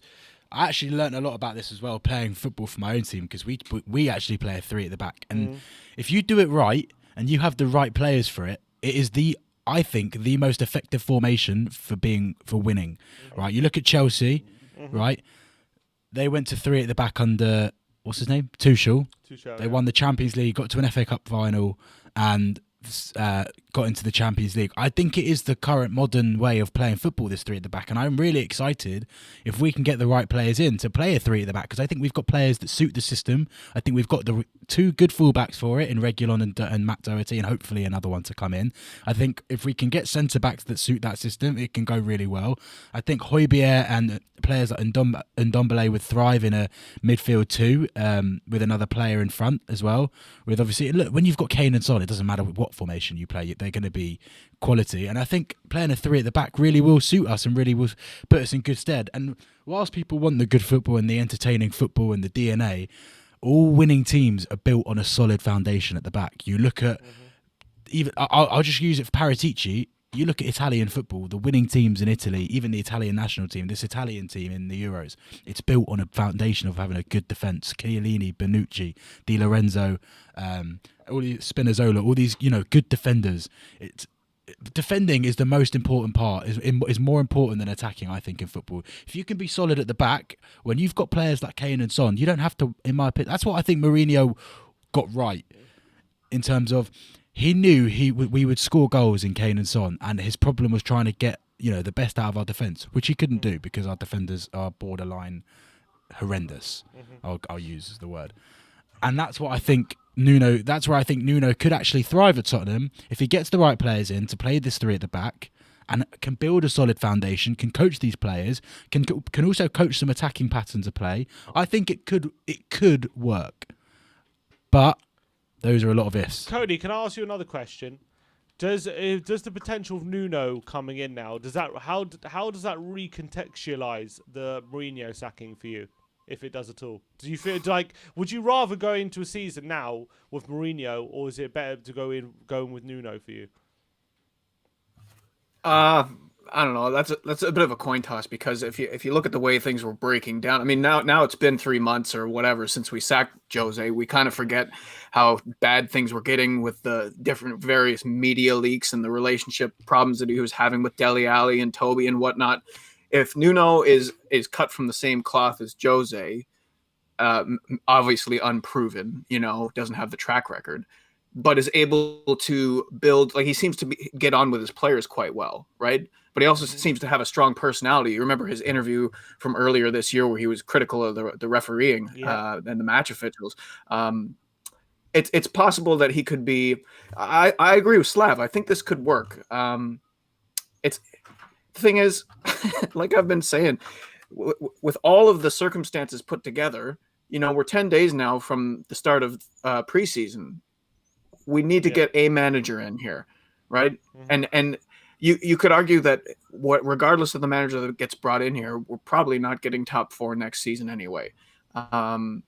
So we have to give ourselves the best chance possible to at least get into that top 6 and get into Europa League for next year.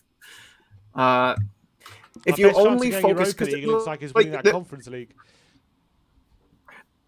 The thing is, like, if you start ruling managers out based on the fact that they've never managed in the Premier League, or they've never won a major honor, or all of a sudden, like, the list starts getting very short, and none of those managers that have those qualities are going to come to Tottenham right now. So As much as it's frustrating for people that we're hiring a manager who is probably 8th, 9th, 10th on the list of managers that we would like to see, because, what you have to consider too is that Daniel Levy is not going to pay compensation, right? Even when Simon mentioned Christophe Galtier, apparently there's a 10 million euro fee that needs to be paid to get him in. So that's out the window. So if this is why it's more important to focus your displeasure at Daniel Levy as opposed to Nuno Espirito Santo, because there are various conditions that have been created by him in terms of Jose sacking and then Fonseca talks breaking down, and the fact that we won't pay compensation.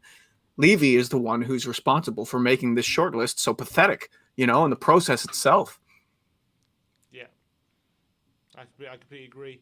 And but if we do bring in Nuno, which looks very likely, what would you like him to? Any Wolves players you thinking? Maybe Cody. Maybe bring in Cody. There's a few Wolves players that I would take here. That's for sure. Connor Cody's one of them. Really? Adama Traore, obviously. Pedro Neto would be excellent here. But like I sent a tweet out earlier today, Paratici is going to want Italian players, Nuno want Portuguese players, and Levy's just going to give them academy players. So it really doesn't matter what he wants. That's how we're going to get stuck. But it's interesting. Why do you think Wolves were so comfortable letting him go?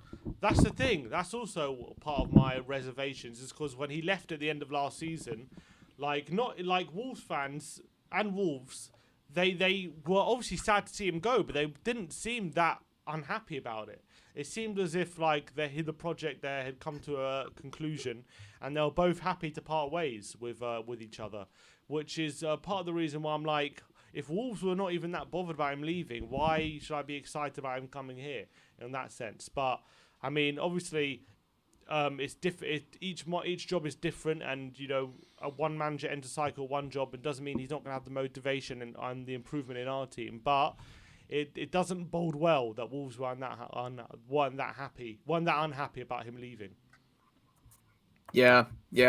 It's a tough. I feel bad. About 3 weeks ago, I sent a tweet out saying that just pray for whoever comes into this job if their name isn't Conte or Pochettino. And sure enough, that's kind of the situation we find ourselves in. Like, Nuno's kind of going to be operating with Poch's ghost looking over him at this point. The ominous presence that's going to, because 18 months from now, when Poch is running down his deal at PSG, assuming that he hasn't signed up again, the rumors are going to be flying. We're just such a mess. We're just such a mess. I know one thing though. I am not lifting a goddamn finger to learn anything about the way Nuno plays football until he has signed the deal and I've seen him at Hotspur Way in Hotspur clothing, because I've wasted so much of my life in the last 6 weeks learning about how managers play and tactics and discussing them. I'm just fed up. One thing that does worry me, Nuno's best goal-scoring season at Wolves, they scored 47 goals. That's his best. Tottenham's best, under Mourinho, remember, we scored in all competitions well over 100. Mm-hmm. Yeah. So a lot of it down to Kane and Son. If they're here next year. Yeah, and that doesn't bode well. But we'll have to see how it all plays out. Well, let's see if he's our manager first, let alone we've been here a million times, Look, so we shouldn't. Cody, mate, we'll speak to you next week when we're very close to appointing Graham Potter. Well, you know what? We should just call Fridays 99% Fridays. 99% Fridays. Are we doing in 2 weeks? I think we might be very close to somebody else back in a couple of weeks. Who else could it be? I think Valverde's on July the 8th, that Friday. We're going to end up getting someone on deadline day, aren't we? That'll be our big deadline day signing. We'll be a manager. This Nuno news, this will get kicked down the road until Belgium get knocked out, and then we'll be linked with Roberto Martinez heavily again. So, I don't know. I'd actually give me Nuno over Roberto Martinez every single day of the week. Well, there you go. Yes to Nuno. Get the hashtag trending. Because really, if we don't get Nuno, I'm afraid that we're going to get somebody worse. That's my biggest fear. Hashtag fine, okay to Nuno. It's fine. Anybody but Mason. All right. Nice one, Cody. Good to speak to you as always, mate. Have you on. Take See you care. soon. Yeah, take care. Have a good weekend. Glory, glory. Glory, glory. Oh, God. Love that. Love Cody Mack. Let's get the Joracle on. Let's get Jory on. Yes, Jory. How you doing, my friend? Hey, guys. Nice to see you. I'm good.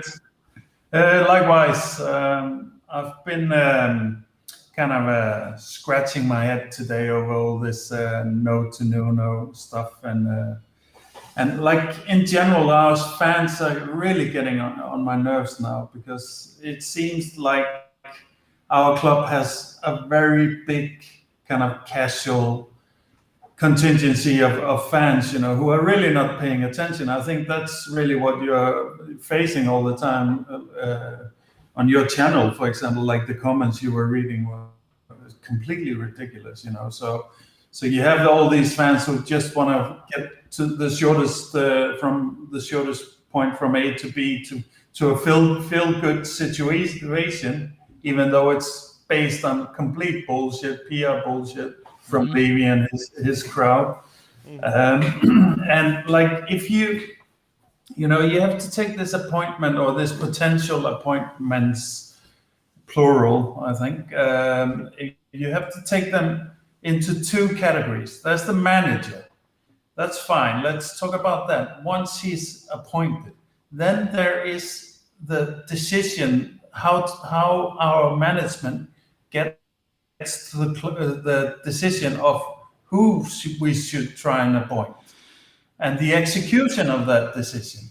Now, this is where we're at now. This is what people should focus on. If they're really upset about Nuno coming in, well, then the hashtag should be Levy out or Enoch out or management out, because Nuno has nothing to do with the appointment of him. Nuno has nothing to do with Tottenham all of a sudden fancying him. Of course, he is, of course, like any ambitious manager looking for a job, and I'm sure he looks at Tottenham as a enticing challenge. It really beggars belief how people can completely skate past the fact that we've been through this mill so many times, and we've been through this mill with the top managers in the world, and now we're just going down and down and down in pecking order. I personally think Nuno's a very good manager. I don't think he's quite the right fit for Tottenham, although I don't think it's impossible either. I mean, I think the whole kind of wing back counter strike type, game that the Wolves play so well has definitely, we could definitely set up a team like that if we bring in some players and so on, So I don't think it's impossible at all, but I just think like that part of it is irrelevant at this point. What we need to be focusing on right now is how did we arrive here? Well, that was a freaking shamble. And how are we executing now what we're trying to do now in the sixth attempt at a manager, or what are we up to? I think it's more than that at this point. Yeah. So that, of course, completely reveals utter incompetence and desperation from our management.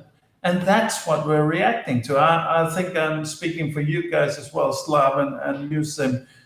We're reacting to the incompetence that's going to be cemented. If we appoint Nuno, then that's going to be cemented. Our management is completely hopeless. Nuno is not completely hopeless. Our management is completely hopeless. Yeah. I have nothing against Nuno. No. Of course not. I mean, Nuno, we know. I mean, everybody who pays attention to football knows that Nuno has been punching above his weight most of his time at Wolves, and the Wolves in general have been doing that. Everybody that pays attention to the finer points of football knows that any team in the Premier League has a hard time with Wolves. Now that's an absolutely fabulous reputation in my book. The finer point of how good a fit he is to our current squad, which of course is also the other part of the problem, is how is this management now going to go about refreshing this squad? Probably just as incompetently as they've done the manager search, So hopefully Paratici is a sign of new competency in that regard. I'm not too sure because, like you said, Sim, I've seen too much that's not really not very impressive, to be honest, from what's been going on since he came in. So. Agreed. But I also think like it's kind of like you go to Tesco and you go and you gotta buy your sandwich and you're screaming at the cashier for the price. Like the cashier has nothing to do with it. They just want the job and need their pay and trying to do their best. It's Tesco, the corporation, you should be protesting against. And so I don't get how you can not be happy with Nuno, and you're aiming your frustration at Nuno himself. If you're not happy with the manager appointment that's now on the board on the agenda, well, then you of course need to point that towards Levy. I mean, it's obvious. Maybe Paratici. I could listen to an argument saying like, this Paratici is hopeless. Look what he's doing his first weeks. All right, I would say that's being way too quick on the trigger, but at least there's some logic in that, So, and I just I'm getting sick of it. I'm kind of envious of some of the northern clubs who have maybe a stronger working class heritage and stuff like that, because they get more cohesive.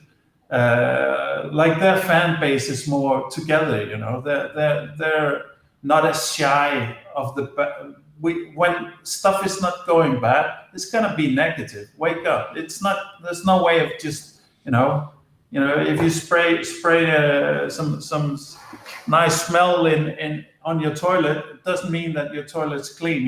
It just hides the fact of what's actually there. And that's kind of what I feel like half the fan base is trying to do, is just spray some nice spray over this shit sandwich that is our club right now, So Beautifully put. Beautifully put. I completely agree. With everything you've said so far. But in terms of Nuno coming in, do you think as well another level of frustration is the fact that we were told at the back end of last season that Spurs were supposedly going to go back to their DNA, whatever that means, and appoint a new attacking manager, forward-thinking manager, and kind of with what we're getting with Nuno is we're not getting a top-class manager, and we're not getting an attacking manager as well. So it's kind of doubly frustrated with a lot of fans at this appointment in that sense.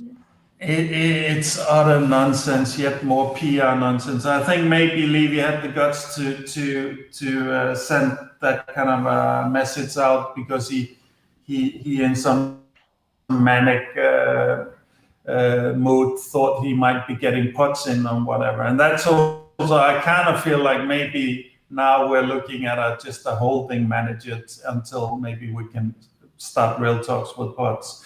But now I'm really, as much as I wanted to get Potts back, I'm really now kind of jaded and worried about that, because the club incompetency is so glaring right now, and Potts couldn't deal with it the first time around, and I think Potts and Levy will go into their old pattern of communication, so I don't think, I would hope Levy would be completely out of football affairs before Potts comes back. Oh, pray. But yeah, I agree. It was like you're stating get back to our roots, and then you're talking to all kinds of managers that is complete opposite style of what our roots is. I think you said the incompetence. Sorry, Slav, you were saying? No, the incompetence at the top of the club is just extraordinary. I think in any business, if you saw this level of incompetence, you'd have to you'd have the CEO probably wouldn't be there anymore. I don't know how he gets away with it. It's extraordinary, and it's expected. I'll tell you how. He gets all this leverage. Of course, he has his own shares and all that, but I think he gets all this leverage because, as incompetent as he is in football manners, he is extremely good at the business, at the retail managers, basically at getting the season ticket up to 4 figures, getting the sales a little bit higher by talking to Conte, and then letting the talks fall short because he's gonna only take 4 staff and not 7, and whatever bullshit Levy gets up to, and he thinks that's clever. He thinks that's the way to do things, and it is clever in a world where you don't have to return to your old path. But in football, it's a limited universe. You have to deal with the people once again, and now Levy's probably got the worst rep among serious managers in the business. The way we treated Mourinho, what we did to Fonseca, also really how Potts went out. Even though you could see an arc there that made sense. Okay, maybe we should change it up or whatever. But when looking back at it, Potts went out when he was the only one calling for what we now know was needed. So in kind of in retrospect, now we all kind of know that even the Potts firing was completely scandalous, So I think it's sad. I mean, for me, I get most upset with our fans because that's actually if our fans weren't so dim-witted, the half of it that's still not Levy out. We would have gotten enough pressure to get Levy to resign a long time ago, I think. So I think all these PR stunts keeps that part of the fan base completely bedazzled, all over the eyes every time, And I mean, we've fallen for plenty of stunts ourselves, So I don't blame him, but now I think you really have to have your head way up where the sun doesn't shine to keep thinking that we've got a competent board going here, All right. And by the way, it worries me because we're selling. Kane is going to force his way out, so we're selling. I'm afraid that Kane is not gonna. He's going to use every ounce of leverage he has to get out, and he's gonna get out. That means that we're putting a potential, I don't know, I hope Laporte or whatever, that would be fine. But some Man City player plus 100 million at least in the hands of this management, I don't want that either. I'm hoping Paratici will both be as his reputation is, and that he will have full control of it. But I don't believe it. I don't believe it till I see it, at least. So. Yeah. All right. Thanks, Jory. Thanks for coming on, giving your opinion. Yeah. Always, mate. Take care, guys. Nice to all right. Yeah. Oh, he said he's rooting for England in the Euros. Thank you, Jory. Let's hope we can get it past the Germany in the next round. By the way, if you want those tickets, link is in the description. As we've said before, we're doing a live screening in Wembley for the England versus Sim's going to be topless game. when we score as well, so exactly. if that makes you buy a ticket or two. Watch out for that. You got to be there. Be there to see it in person. Just before we go to the next caller, I do want you to give us a rendition of this song, please, Sim. From Luca THFC. So this is the potential new song for Nuno. Nuno had a dream to build a football team with English owners and a wonder kid from France with 5 at the back and pace in attack. We're Tottenham. We're on our way back. Thank you, Sim, everybody. Thank you. Thank you Who's very much. Who's a wonder kid from France? Jules Koundé. Oh, we're getting him. Is that what they're saying? I thought it was a joke. Like we're gonna get another like Nkunku in, basically. That's what I thought was a joke. But anyway, let's get Aravind on. Hey Aravind, how you doing, my friend? Yes. Can you hear me? Yeah, we can hear you. We can hear you. All Yeah. good, loud and clear. What's your opinion on the potential Nuno appointment? Hopefully this gets done. I don't know. It's underwhelming. I don't know which direction this club is going. There's no plan. There's nothing done from this club to like get a proper manager. We can't get a top manager for our side, and I don't know what Daniel Levy is thinking. City are going to spend. They're going to improve their team. That's one of the top four gone. Chelsea are going to spend really well, and that's another of the top four gone. And then Liverpool is going to spend, and obviously United is going to spend. And now we're getting Nuno, and I don't believe in this board of what top players they're going to get. We're on the verge of selling our top player more than getting a top player. Where the transfer window is open, we don't have a manager, we don't have any plan of what players we're going to get, which players are going to get out. There's nothing done, and everything is going to be done in panic.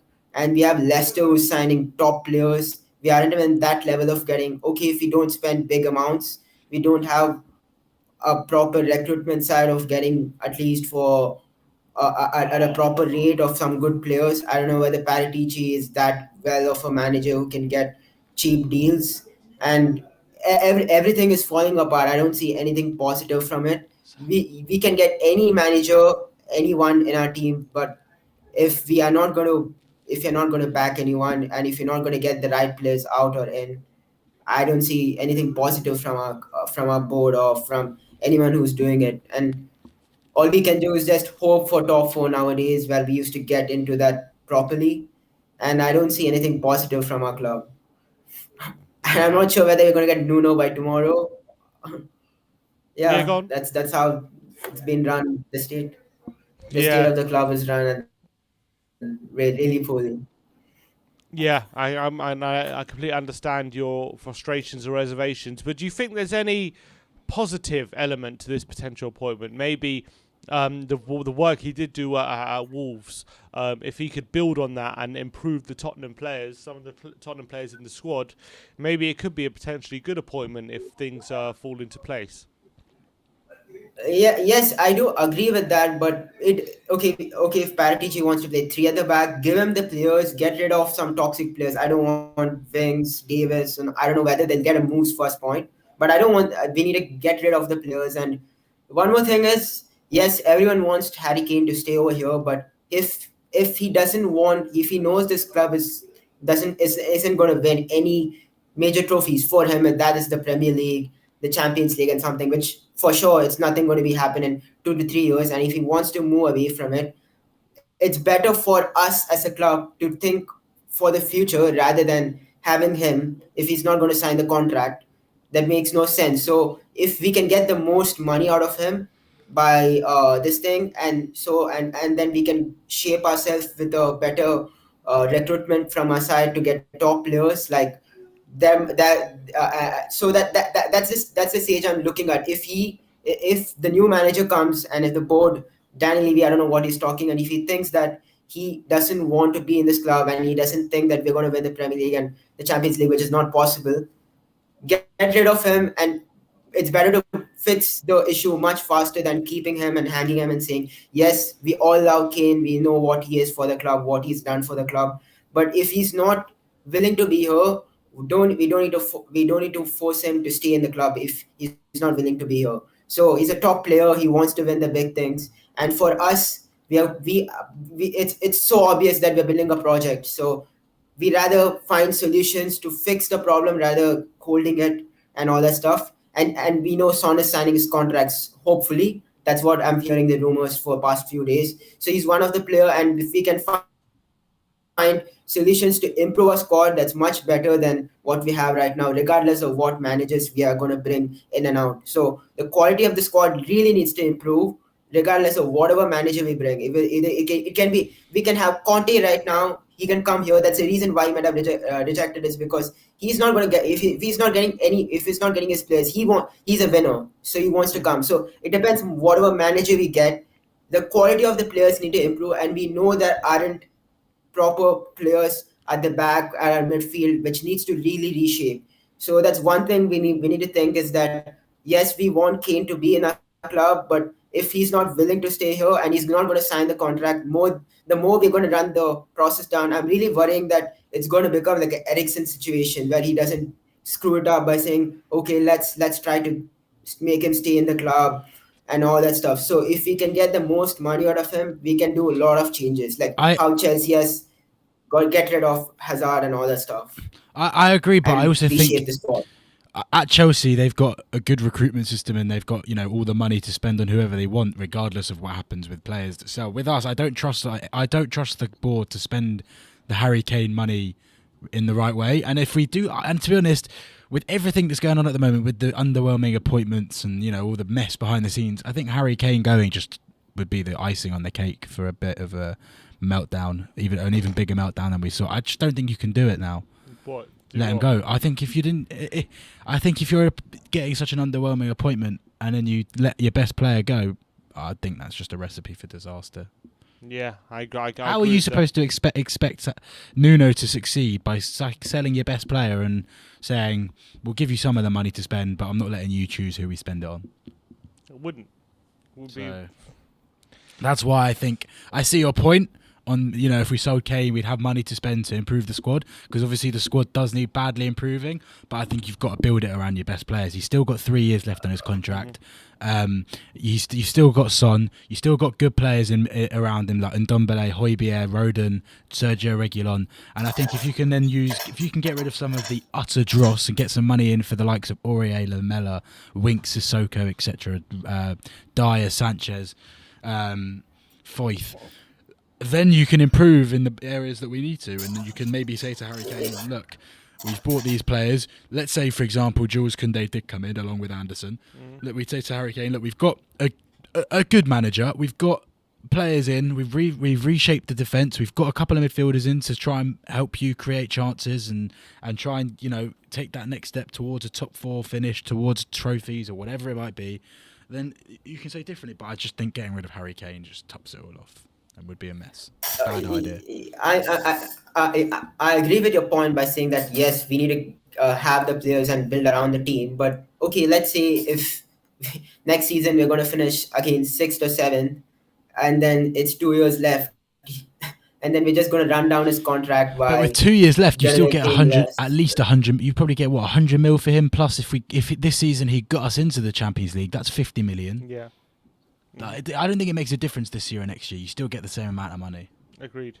Well, I think we get more this year, slightly less next year, I think. But I still think you get the best part of 100 to 150 mil if he can get us into the Champions League. Yeah. So I mean, if he can get an FA Cup. Yes, the only I think so. The only positive will only be if we finish in the Champions League. Then okay, fine. But will he further motivated to stay and I'll sign a contract and stay further in the club? That's the only doubt. I don't want him to go out in the club, but if he's really committed to stay over here, then why? Then it's not an issue. I just don't want it to I don't want him to be in the club, have that mindset of I know he's going to be willing to play for it, but after a year and we're in the same situation and we're going to bring him and then it's again going to screw up everything. So if we're going to if we're going to keep hold of Kane and if we're going to our direction of a football team is to go up, we need to spend serious money. Shown in the past 5-6 years, so that's the only thing worrying about me from the recruitment side. For that's the only worrying thing. So I don't know how Kane is really going to be motivated to go forward from it. So that's the only thing which is hiding behind it. So I'm more thinking about how much more we can make from him rather than how much less we can make from it. Regardless of if the season goes positive, then that's not an issue. I guess we have to just wait and see in this situation. Cheers, Aravind. She's coming on. All right, let's get Will Stewart on. Hey, Will. How you doing, my friend? What's going on, guys? I'm doing well. Okay, Good afternoon or morning for you. We're digesting this Nuno story. The latest manager who's set to be appointed. Always that word set to. which I always makes my skin crawl now. I got PTSD from all the managers set to be appointed at Spurs. Do but you know what the worst one is when they say, when you read admire? Oh, Spurs admire this manager. I admire half of the models in the world. Doesn't mean I'm going to go out with them. I admire Messi. I admire Cristiano Ronaldo. He's not going to be my best mate. Will, what's your go on, Will? What's your opinion on the whole situation? I'm confused. I'm confused with our fan base. I'm confused that like there's polls on Twitter's with his manager than Nuno. I'm confused how Graham Potter is more attacking than Nuno when if you take out this season, which is minus Jimenez and minus Jota, Wolves created more big chances per game, more goals per game, more goals overall than Graham Potter ever has at Brighton. So I'm curious why people hold those opinions. Is that true? Look, I'll take your word for his word for it that he's done the research, but I would say I'm looking at it right now. Big chances per game, 2.1 for Wolves in the 18-19 season. I would say to that, Brighton, 1.7. Wolves probably have a better caliber of player, and in terms of, I feel like Brighton play a certain style of football, and yes, they create a lot. They create a lot of chances for what they have compared to Wolves, who have players like Neves, Moutinho, Pedro Neto, Adama Traore, like some seriously good players. And he did well for them for a time, but it kind of fell away this season. That's what I felt with Nuno. That's what I would say comparing him to Potter in that sense.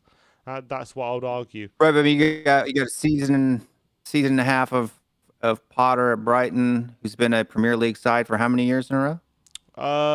Since 2017, I think, isn't it? Brighton, Potter, yeah. Potter's been there for 2 years. Since Chris Hughton left. But it was Hughton before, yeah. Yeah, and so I mean, they're both championship sides. One finishes in the bottom third of the table. The other one finishes in their first year back in the Prem in the top 7. I just find I don't see, and then like watching a lot of Tifo videos and other tactical videos on managers, they've expressed that Potter also plays first a 3-4-3, 3-4-2-1, plays a low to mid block with either possession based or long balls over the top. So I'm confused what the difference is. I do Wolves think turned Wolves us have a lot over more in money. 18, 19, 20 as well. But we turned them over. That was funny. We beat them at their place at both times, and they beat us at our place. Yeah. We won at Molineux 2 years in a row. They won at Tottenham 2 years in a row at the Spurs Stadium. Yeah. Yeah, but then we beat them. Yeah, beat them last season. Yeah. I don't see much difference between the two managers, but one is loved and one is hated. I find that. I see your point. I do think Wolves have a lot more money though than Brighton. You're comparing the likes of the player of like Danny Welbeck to Jimenez and like Ali Reza Yakambash to Pedro Neto and also I'll just say is when I watch them play, Brighton always seem to out-dominate or out-football the opposition when I see them play. I don't really see that with Wolves. They all seem a lot more pragmatic than Brighton do. Brighton seem to just play a lot more attractive football, which I think, and they do it with worse players, which I think maybe has the appeal that what if he can do that with Brighton's set of players, what could he do with a better set of players, is what people I guess would argue. But I do get what you're saying, because I think Nuno as well, maybe his job at Wolves has definitely gone under the radar because he's had a poor last season. I think people underestimate what a good job he has done overall there at Wolves. And defensively, he's far better than Potter. The number of clean sheets at Wolves is light years above Brighton. So if he's almost as attacking as Graham Potter and way far better defensively, I don't see what, like, Nuno's not my first choice, right? But I prefer Nuno over Graham Potter because what he's done in other leagues, what he's done, he's a far more, has far more European experience than Graham Potter does of playing in European competitions. Yeah, that's true. And so in that sense, when you see yesterday hashtag no to Nuno trending on Twitter, does that like frustrate you, bemuse you? What's your opinion on that hashtag? No, it definitely frustrates me. And what frustrates me even more is people saying that they'd rather have Ryan Mason.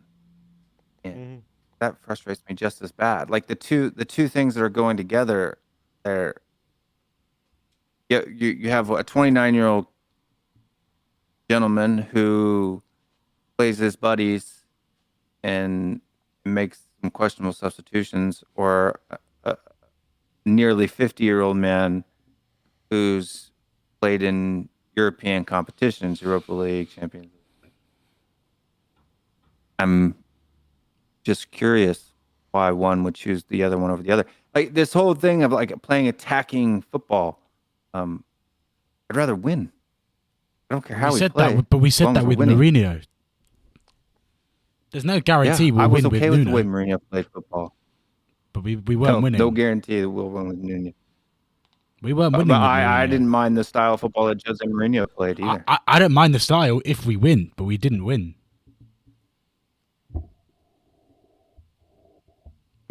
But we won 6-1, 5-2. We scored the third most goals of any team in the Premier League. What was so bad about the style? We won 6-1 at Man United, who had 10 men for about 75 minutes, and that was in October. And after Christmas, it was awful. And I don't think anyone can deny that. There were games that were awful, but there were games where we beat people 4-0. Yeah. 3-0. No, I take your point, but would you... I think the whole point, I think the frustration, I guess, what with a lot of the fans is Levy saying at the end of last season, Spurs had lost sight of their core values and are going to go back to their DNA, signing a manager who likes to play attractive, attacking philosophy, attacking football. And I think a lot of fans were prepared to forego that kind of thinking to get a top manager like Mourinho or a Conte, something like that. But to have someone like Nuno who doesn't supposedly play attacking football and isn't top of the range, there's kind of like a double level frustration there. I just before you want just to add to that as well, in his 3 seasons since his opening, so the season we just had and the season before that, the Wolves average 1.17 goals per game, Mourinho 1.80, and also the best goal scoring season Wolves was just 47 goals in the Premier League. So I wonder what your thoughts are on that. Yeah, but you have Harry Kane, right? Who is way better than Menace. Well, no, I'm saying if you're comparing the two people and the players they had, you had Heung-min Son, right, like, versus Neto or Jota, right? You had Gareth Bale, while people like to throw him under their bus, scored 10, 11 goals this season, right? So the 3 people that we have up top have far better conversion rates than the players that they have. Comparison. But if you're looking at the likes of, a lot of the players that are at Wolves, we want them now, but we weren't going in for them, their first year back up or while they were in the championship. We weren't going for any of the players on that squad, right? So, he's made those players. I play a lot of fantasy football, and Wolves in the 1920 season were some of the best bang for your buck attacking returns of any team in the league. No, fair enough. I have nothing against Nuno. I want to make that clear. I have nothing against the bloke. He's a lovely bloke. He's a good coach. He gets the best out of players. All right, he's not Poch with the free-flowing, attacking, high-press football. But the reason why I'm so pessimistic is just the way it's been done. If this was Nuno coming in when did he leave? Near the end of Wolves? last season, right? Excited to see what happens. It's the fact that pre-season starts in a week, right? And as somebody who plays football, if you're a week, if you're a player for Tottenham right now and you're looking at pre-season next week, next year, Like, what am I going into on Monday? Am I going to go into work on Monday for my first day back and get told that I'm not wanted anymore? Because when you have because Nuno could have been appointed 7 weeks ago or whatever it was and gone, you know what, within his first week gone, this player, this player, this player, this player, this player, I don't want. That's not Nuno's fault. No. This is what I'm saying. It's not on Nuno. None of this is on Nuno. I have nothing against the bloke. I said that. Right. This is obviously on the hierarchy in Levy. But I'm not talking about you, Slav. I'm talking about the fans that are out there. No to Nuno and all of this stuff. Yeah, right? yeah, that's it's pathetic. I'm not talking to you per se. But I just think that's why I sit here and find it hard to be optimistic, and I want to be optimistic. I backed Mourinho up until we lost 3-0 to Zagreb. I think I tried really hard. Me too, yeah. I will always try really hard to back it because I know it's not easy to be successful at Tottenham. I mean, it's borderline impossible. Let's be real. And I really do think if given the right tools, he can succeed to an extent here. He can get us into that top 4. He did it at Valencia. He got Valencia's highest points total since they'd won the La Liga in, I can't remember what year they'd won it, but they finished, like I said, they finished with 77 points, a point off third, a few points off Madrid and Barca. After selling their best player, having Mustafi and Otamendi as centre-backs. He is a good manager. He is a good coach. He gets the best out of players, gets the best out of young players. He's a likeable guy. It's just the way it's been done that makes it so hard to be optimistic, if that makes sense. And I also, Will, I just want to get your thoughts. Towards the end of last season, this is genuinely just something I picked up on. Nuno, I said to Sim, Nuno looked very mentally drained, and you know, they lost 4-0 to Burnley at home. They were weak performances. It looked like everyone at Wolves had given up after Christmas. To be honest, I want to get your what do you think this could reignite him? Maybe this job, because he did look like he'd had enough by the end of the season. Yeah, I actually thought that he looked like he was having enough. In the Europa League at the end of last season.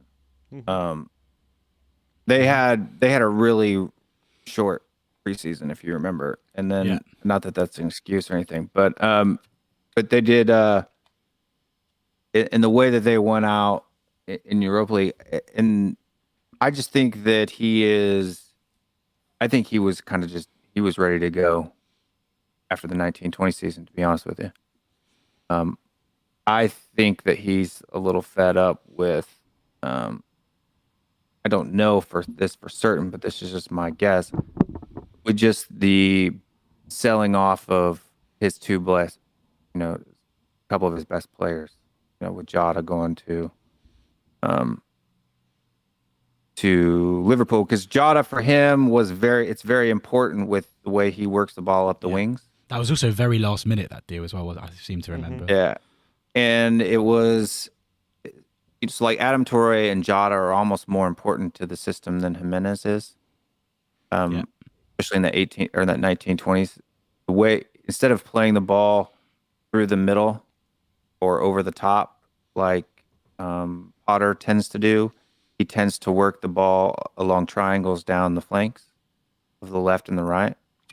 So without Jota there, and Jimenez actually likes to drop deep and pick the ball up and then play it into Jota or Traore. So it kind of, I think, to be honest, if you look at the players that we have at Spurs with Son, we're missing a right wing and we're missing 2 center backs that can play in a 3-4-3 system well.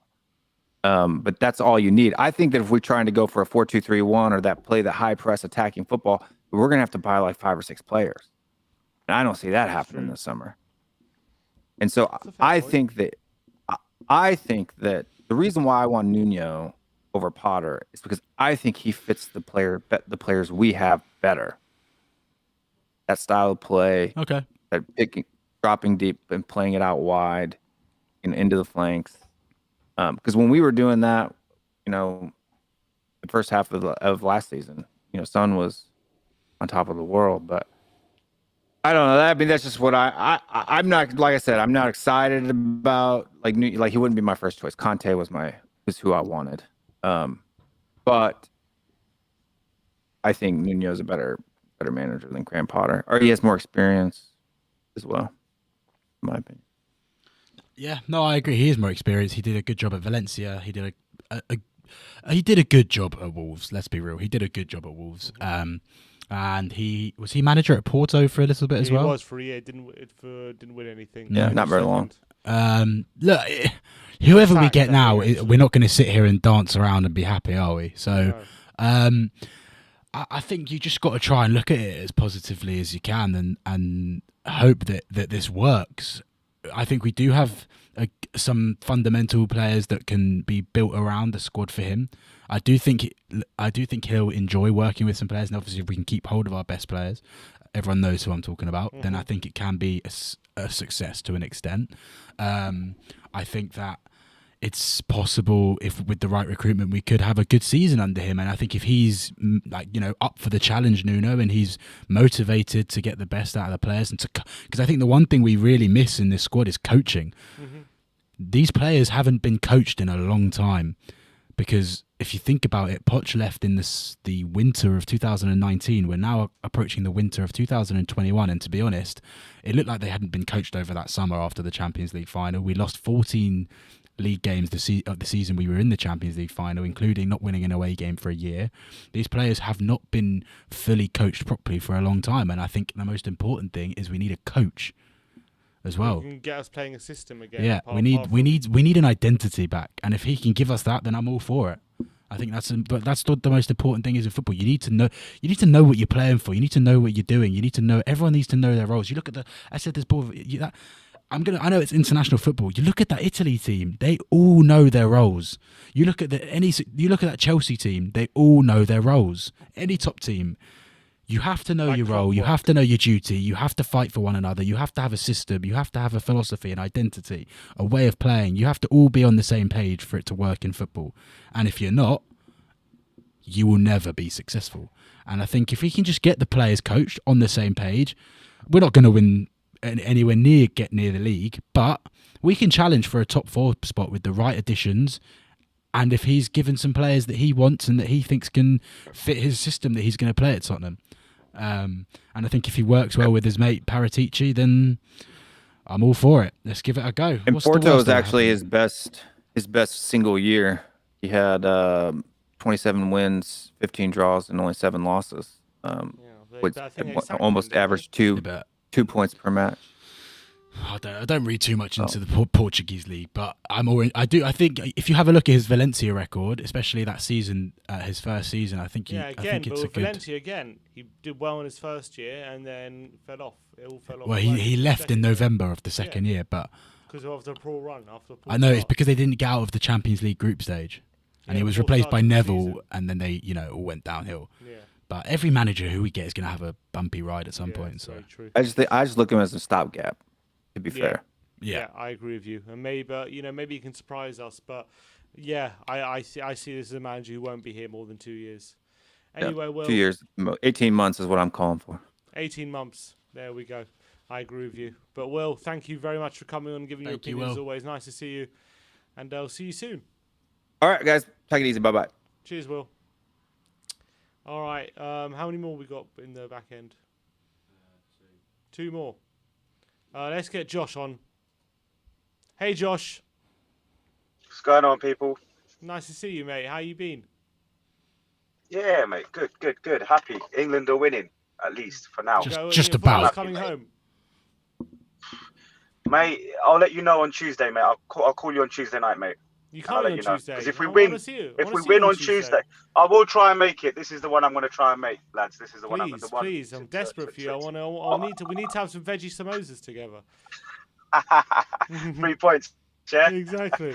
No, I'm going to try and make it. I've got a few boys. The problem is everyone's got their own pubs, and everyone's like, "Come here." But let's get everyone down to Wembley on Tuesday. And anyone who's watching this, get down there on Tuesday. Yeah, no, I will. I'll try, mate. I'll try, mate. But I think if we beat Germany, okay. Broke it, mate. I broke it, man. Serious? I broke my wrist. I seriously broke my wrist, man. I found out about the Conte news and I hit a wall and I broke my wrist, man. Yeah. So, and the doctor still lets you drive, eh? No, I played football. Winning goal. The goalkeeper hadn't turned up on the day, so we all said, right, everyone's going in goal for 10 minutes. I've gone in first. The first shot they've taken has ripped my arm off. My wrist has hit the post, and I've cracked straight through it, mate. So 8 weeks in a cast. Ouch. Good, Oh, mate. wish you Yeah, better, Josh. yeah, Wish man. you better, mate. Ouch. Sounds Yeah, I'm a looks lefty painful. as well, mate. So you know, Oh it's man, a tough. that's a It's a tough tough one. one, mate. That is a tough one. But, Look, at least don't you worry, mate. stopped I've got my right hand. My right hand's going strong, mate. Well, for the drinking, I hope. Yeah, exactly. The drinking. Yeah. Have the rest. I hope you. I hope you kept the ball out at least. Didn't go in, right? It's a good save. I did. I flipping saved it. The ball's hit the post and so's my hand. The ball's gone out. My hand's broken, man. Worth it then. So, worth it. Yeah. If your team won it, well, it Well, was I worth don't know, mate. I don't even know if we won because I left. I literally 5 minutes later, I was like a little girl on the floor, crying, running around saying, you know, I straight hospital, man. I was straight in hospital. They did a scan. Shit. And they wrapped me up there and then, man. It's all good, mate. It's all good, man. Like I said, my right hand's working very well. And because I'm a lefty, I'm actually getting used to doing things with my right. So it's weird. So I'm brushing my teeth with my right. I'm having a drink with my right. Literally, my right hand has Driving done with nothing your all its right. life. And now it's doing everything. So, yeah, that's it. Driving with my right. Yeah, exactly. Everything, mate. So, well, look, I know, wish you a it's all speedy good, recovery. mate. You It's should all get one good. of those things on the driving wheel. What do you call it? Like Yes, one of pal. those knobs on the driving wheel where you can turn it like that. You can drive one-handed. Oh, one right. of those Yeah. You get one of those things. Yeah, might have to, mate. Might have to. But Yeah, look, Amazon.com. Nuno. Talk to me about Nuno, Josh. Are you excited by it? Is it underwhelming? What are you thinking? Look, I first of all, I think any manager that walks into this season with the ENIC out agenda, justifyingly, it's not an agenda for the sake of it. I think anyone's doomed, lads. I think a lot of any manager walking into this 12 months with our best player leaving, potentially our next best player leaving. Hugo Lloris might be a goner. You never know after France has come out or after the Euros. Whoever's walking in, do we really genuinely feel that anyone can come in and pick this squad up and get us even top six? From my point of view, I'm looking at this season with, it's going to take 3 or 4 losses, and the ENIC out bandwagon is going to get stronger because those that are grey are going to jump in. And I just feel whether it's Nuno, whether it's Potter, whether it's Martinez, whoever it is, all of them are doomed to pick up the pieces at Spurs. Like I said, with not having the players and the team that we had last year. So for anyone who comes in now, I feel like they're going to be gone in 12 months anyways. And I think they're going to get pulled along with the ENIC out, and Levy's going to throw them under the bus just to buy another 6 months or 12 months by getting another manager in. And I just feel anyone who's coming in, it's going to fail because of the circumstances, not necessarily because of their own skill quality, because of the circumstances. Yeah. But if it's Nuno, God bless him, because I think he's a nice man, like Cody said as well. I think he's going to get thrown under the bus within 12 months. I think he's got a major job. It's heart surgery, literally, like for the reasons I've just described.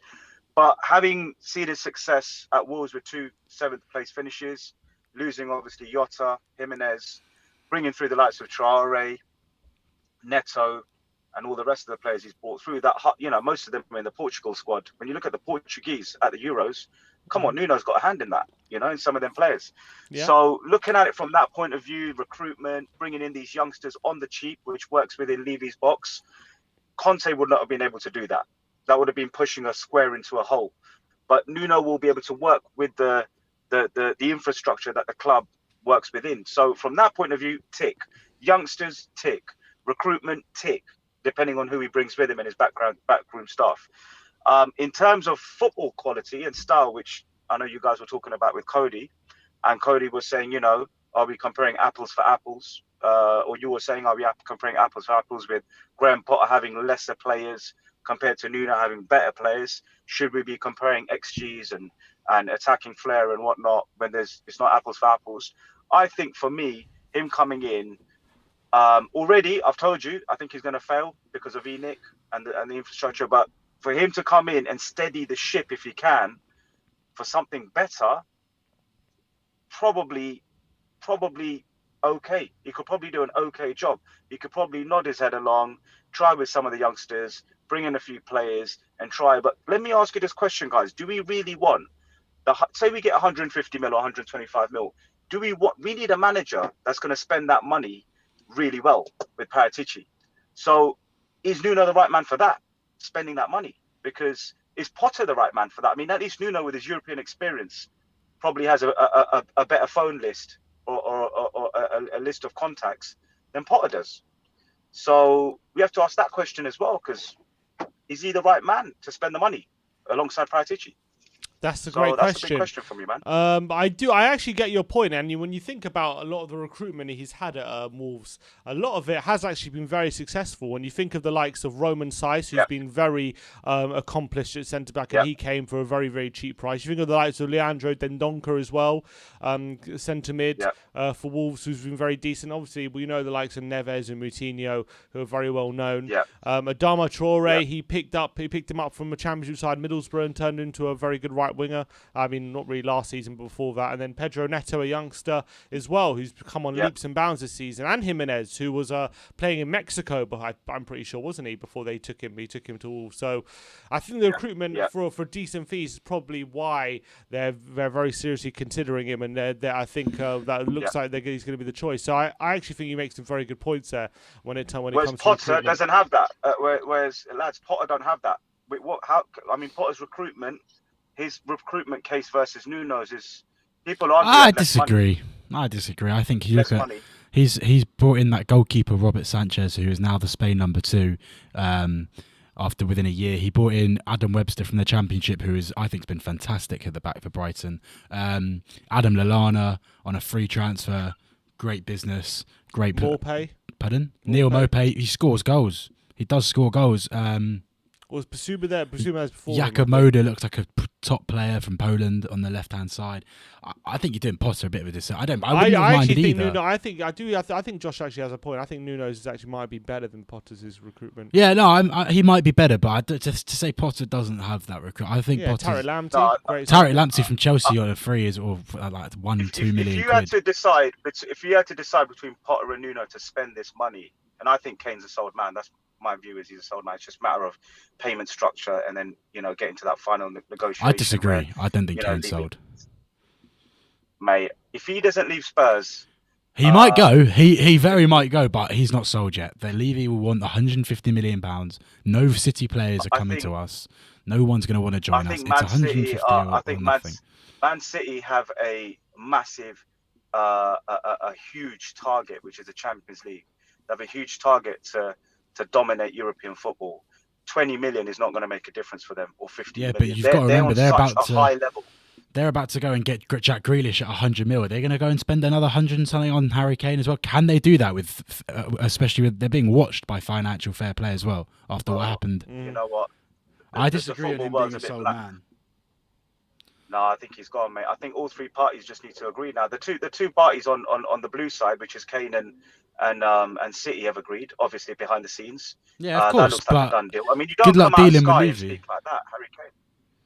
It's just Levy's the last thing. He's the final. That's what I'm saying. Unless Levy gets what he wants, he ain't going anywhere. I can tell you that. Levy likes to sell. We all know Levy likes to sell. Modric, Bale, Sheringham, Berbatov, Carrick. The list is endless when it comes to selling. But the last name you said, price. The latest name out of that list was over 10. No, it was 10 years ago in Bale. Yeah, but he will sell. He will sell at the right money, and I think the 150 that's been floated about. I mean, obviously, Man City are going to come at 100 million. No astute business person goes in 100%. You go in 60%, 55, 60, 70% of what you're willing to do. So we'll get to 150, lads. If it goes to 150, I agree. He'll go. I'm not saying he'll stay. Yeah. He'll stay. I just think unless we get the money that Levy wants, he'll stay. Is my point. Levy will sell, but not for a penny less than what he wants. There's going to be no cut price. Get what they want. Man City normally get the player they want, whether it's a Ruben Dias, a Kevin De Bruyne, or whoever it is, and Levy normally gets what he wants. It's a marriage made in heaven, if you ask me. It's just a case of them both getting their getting their figures right, and it's a negotiation as far as I can see right now. Currently, they're negotiating, and most negotiations, when you have deep pockets, end up with Man City getting the player and Levy selling. But what I'm saying is, when he does sell, you've got Paratici, and then the other person with Paratici is the most important part of this future potential successful jigsaw, which when I look at Potter, I'm thinking, I like him, but I just go Nuno for my personal opinion, just because of his experience, his recruitment, and the way. I know Wolves haven't played well last season. I don't think we should judge him on one season. I think we should judge him over his career. And I just think with Graham Potter, Brighton could go into an absolute shit season this year. and they just had that one-off good season. And we've seen loads of teams do that where, they play really well. I'm just trying to think. I've just gone blank on the team that came up, played really well. Sheffield United. Norwich. Oh, Sheffield United. Yeah, Sheffield United. You get these one-off, but Nuno, 7-7. Okay, this season shit. Lost his best player in Jota, lost his best striker. Take Kane and Son out of our team, and guys, we're struggling. So for me, Nuno's better than Potter. Personally, I get the old XG thing with Grandpa. I get that, and I hope Nuno can bring some of that and not go defensive. But in terms of manager for manager, pound for pound recruitment, spending this money and working within Levy's infrastructure, they're both good shouts. I would say Nuno, but I just think anyone who's coming is a dead man walking. I think when Fergie left United. When Fergie left United, that job was the worst job to get in the world. I mean, it was great to maybe manage Man United and some of those players, but it was the worst job. It was a rope waiting to hang yourself. And I feel this summer's job for Spurs, maybe why some of the managers have rejected us. Maybe why some of them have said, "No, I don't want it. I don't want to deal with it." If Kane had come out and said, "I'm staying," and Son had signed, different story. You had 2-3 world-class players or whatever. We're onto something. Because Kane said he's leaving and Son's not signed. As a manager, would you want to walk into this mess with a chairman like Daniel Levy? I don't know, lads, man. It's a pretty shit job to take at the moment, man. And I hate to say that because I love the club. But it's a pretty shit job to take, man. And Levy will throw the manager under the bus as soon as the in out campaign gets some sort of kind of traction. He'll either throw Paratici or throw the manager. And I just feel sorry for Nuno or Potter because they're both looking at getting sacked within 12 months. I hope I'm totally wrong, guys. I hope I'm totally wrong. All right, Josh. All right. Always good to speak to you, my friend. Thanks, Josh. Hopefully, I'll see you later, on man. Tuesday. Hopefully see you on the weekend. I look forward to Tuesday, it. Yeah. See you later, lads. Look forward to it, Josh. Good to see you, man. Hope you get better with your arm. Yeah, wish the wrist a bit better. Wish you better, mate. Cheers. Thanks a lot, Josh. No worries, mate. All right, and last caller. How long have we been live for? Okay. Get Brian on as well. I need the toilet. All right, let's get the Id kid on. How long have we been live for? We've been live for a while. How you doing, mate? How you doing, my friend? Welcome back. I'm doing on. great. Yeah, feels fantastic to be back. Ah, nice. I'm glad you feel that way. Unfortunately, we're talking about another potential underwhelming appointment. What's your opinion on Nuno? I think Nuno. Look, you could see the managers that Levy are trying to appoint. They're not to the level that we are at. Nuno. I mean, I've seen that he developed Wolves into a top club. They were from relegation form a long time ago, and he brought them back to the Prem. Even European spots they were competing for. But I don't know if he's the right fit with Tottenham because he's better when the club is in a really bad place, and then he does well and he brings the club up back to the Prem, back to European spots. And anyways, the downgrade that's gonna happen this next season. Harry Kane's gonna go. We're gonna have a lot of other players going. We know Daniel Levy doesn't like for the transfer window to come because he never gets any players. So I mean, I don't know what to say. I think it's gonna be a lot worse than everybody expects. Yeah, I hear that. And I think it's just an appointment that is underwhelming on a few levels, not just the quality of manager, but also the promise of attacking football isn't really being fulfilled with this kind of appointment either, which is probably the source of a lot of frustration. But what did you make of the hashtag last night trending, or number one in the UK, hashtag No to Nuno? Do you think that was warranted? Look, if Nuno becomes the manager of Tottenham, there's no doubt that I'm going to back him. Like I back every other Tottenham manager. There's no doubt about it. But the problem is, like Nuno, we had a lot of chances to get a lot of better managers. Now, what I think Daniel Levy did on purpose with the Gattuso thing, he put Gattuso out so all of us could be underwhelmed. And when we end up with an average manager, we're not as mad as we could have been before. That's quite a good point.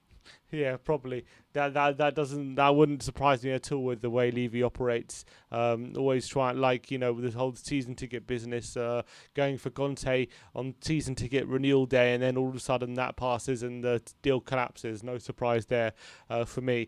But is there anything in terms of anything from Nuno that you think maybe could work with him being at Spurs? I think we'll end up with a bunch of Portuguese players next season. But that's kind of a good thing. It's not too bad. Yeah, Portugal got some good players. It's better getting Portugal players than end up getting nobody. So, with Nuno though, I think he's a decent manager. I think with the club he's been at, I mean, we all know Wolves are not the best team in the world. I mean, last season they struggled. They didn't have Raul Jimenez. Traore was not at his best. I think if he comes into Tottenham, let's say rare case scenario, Harry Kane stays, which is probably not going to happen. But if he does, and then we end up with a Ben White in the back, and then we play Joe Ronan, I think we could actually have a good squad to compete next season. But the chances of Kane's going to stay, that's very, very low. Yeah, I completely agree with that. It's not the most likely of scenarios right now, but we'll have to wait and see what the future holds, because Euros is nothing's going to be decided while Kane's still at the Euros. So I think it's going to be a long wait until then, but until anything gets decided. But I wonder what the appointment of Nuno means for that. Probably not much. I still think he's not going to be convinced by that. It's not an appointment that screams ambition, is it? So I don't think Kane is going to be swayed by that appointment or by a He chat even with said Nuno. Poch wasn't going to convince him, so I doubt Nuno is going to convince him. I think Conte might be the only one. The only one. But in terms of getting players from Wolves, anyone from Wolves that you fancy maybe Nuno could bring with him? If Kane goes, I would be interested in a Raul Jimenez for a replacement. That's one thing. I don't know. But depends how he's played after. He hasn't played yet. No, and also that's not a replace. I'd be happy with him as the backup. If Kane goes, I want an Isak. I want a top striker. None of this mediocrity. Yeah. All right. Raul Jimenez maybe. We'll have to wait and see. But anyway, Yid Kid, nice to have you on as always, my friend. Nice to speak to you, and we'll get you on soon. Thanks for having me. Always a pleasure. Thank All you. right. Cheers See you on for the coming next on. one. Nice one. All right, come on, you Spurs. And last but most definitely not least, Brian Daigle. Let's get Brian on. How you doing, Brian? Nice to see you as always. Good afternoon, boys. How you doing? You all right? I just want to say I owe you a big apology, Brian, because you sat last time I spoke. No, wait. Last time I spoke to you, you said the Conte is just to get people to renew their season tickets, and I said no, and I'm very sorry. I was very wrong. You were right. Listen, I wish the roles were reversed, Slav, and I was saying sorry to you. Let's put it that way. But yeah, I heard all this news break yesterday. It's been a bit of a crazy week here. But yeah, Nuno, what are you boys thinking? I've literally just seen you alive. So what are you guys thinking? I think there's no getting away from the fact that it's not an appointment we can really get excited about.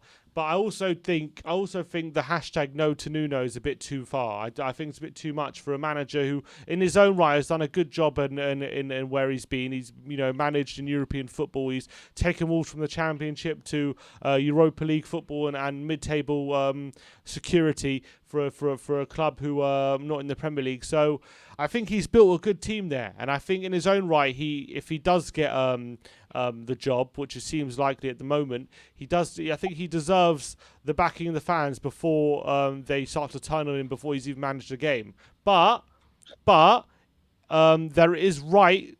I do think the fans have an absolute right to be angry at the board for how they've dealt with this managerial situation. For 100%, the hierarchy have shown their incompetence. The fact that we turned Nuno down 2 months ago and then all of a sudden in desperation have come back to him confirms exactly how they've dealt with this whole managerial search, which is a complete shit show. So I think people are putting their anger, directing it in the wrong place by saying hashtag no to Nuno.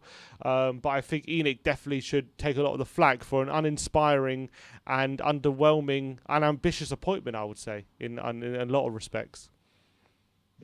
You're complete. I mean, the way you look at it, I mean, once again, it looks like the blame's getting put on the manager when that's not where it should be put. But like you said, it's just so underwhelming. Nuno left his job at the end of the season. So why have we gone for other managers and given us such olive branches to try and cling on to, just for them to go back to someone that was already available? Yeah, I mean, talks broke down at Crystal Palace, talks broke down at Everton. Yes, we've got him, and yes, he's got managerial experience. But the worst thing is, even before the end of the season, and the thing that's really annoyed me about this appointment I'll still support him, is what you just said. I think you said a couple of calls ago, Simeon, where we said we wanted a football that plays attacking, free-flowing football, and we've done exactly the opposite. Doesn't make sense. So it doesn't even matter. You go and get Premiership experience, but even when you go and get it, you don't stick to what you say. I genuinely think they're picking the names out of a hat. I reckon they're all in an office. I reckon they're all in a board meeting with a bowl of names on a piece of paper on a table, and they're just going like this, and they've gone, oh, it's Nuno. No, we'll go for Nuno. Like, that's how I think they're doing it, honestly. I'm similar to you, Slav. I think they've got a massive wheel of fortune thing in, and they're just spinning it. That's what Sim said. That's what Sim said. That's what I mean. It's ridiculous, and it doesn't really send out a great message to. Well, we know Kane's going. This is not going to want. This isn't the manager that's going to make Kane think, oh yes, I've got to stay now. If I hear one more news article saying the Son contract's nearly signed, I think if I had £1 for every time I heard that, I'd be a millionaire right now. You talking about Kane or Nuno? No, about Son. Oh, Son. Sorry, I thought you meant the Sun, the paper. No, not them. I would never mention that trash. But yeah, it's getting ridiculous now. The whole club is in a mess, and this managerial appointment doesn't scream anything at me. The only thing I hope he brings is Neves. No, I'd rather Pedro Neto than Neves. Oh no, that's the one. Yeah. Out of those two, Slav, I agree with you. I apologise to you this time. I'd much rather Neto.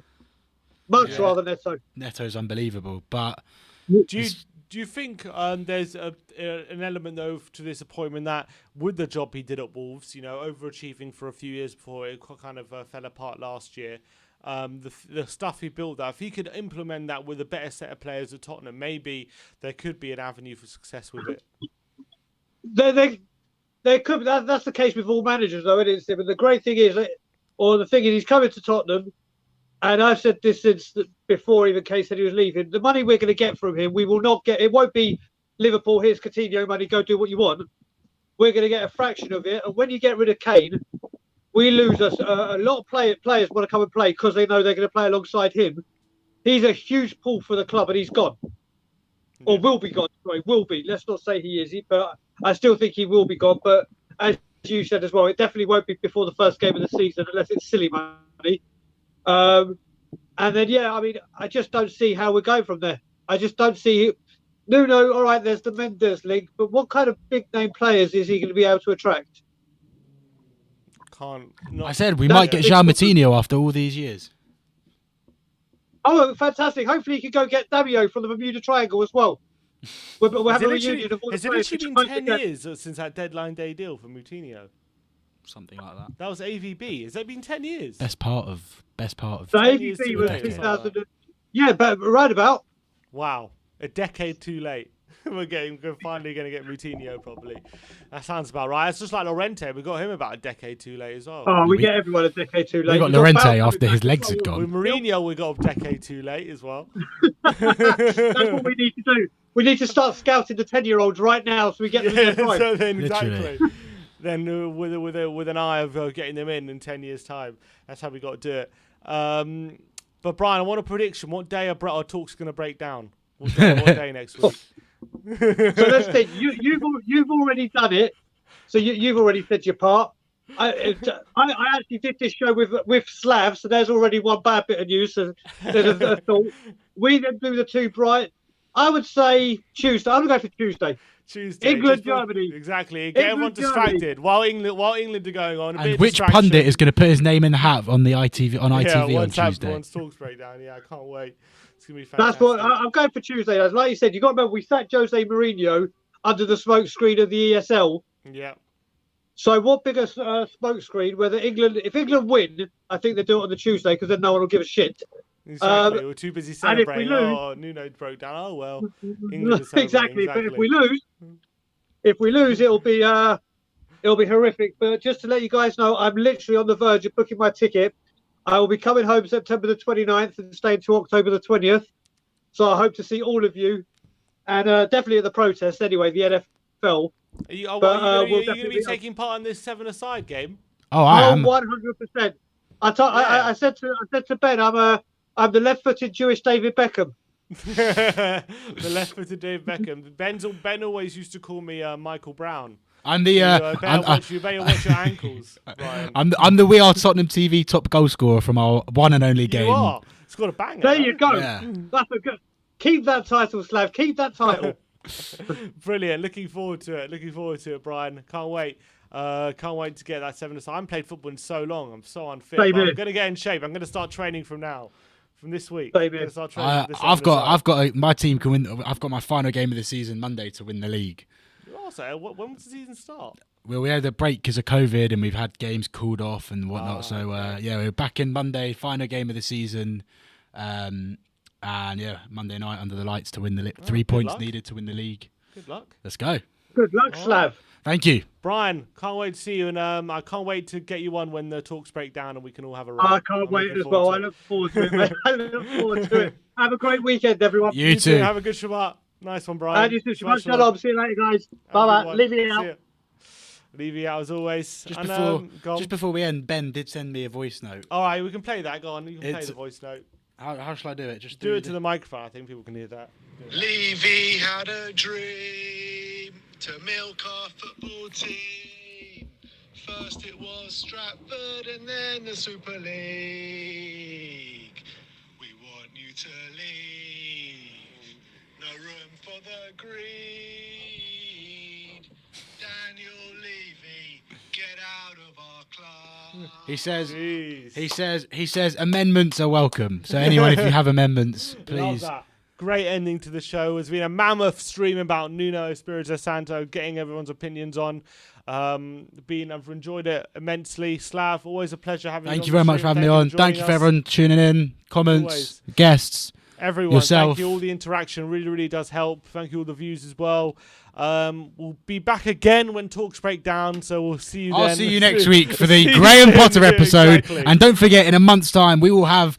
who's our guest on that one? Is it Ernesto Valverde in a month? Exactly. I believe we've got Ralph Ragnick at the end of August, so stay tuned. Back, don't you worry about it. Last minute super chat here from Joel Thomas says, let's face it, boys, despite having such good options like Conte and Ten Hag, Levy is definitely going for the cheapest option, someone who wouldn't spend big. And that is absolutely great way to finish it off. Okay, look, trust me, if we had to pay compensation for Nuno, he would not be our new manager. No. That's guaranteed. So, everyone, thank you for joining us for another live stream. Like, subscribe, and comment. And as always, come on, you Spurs.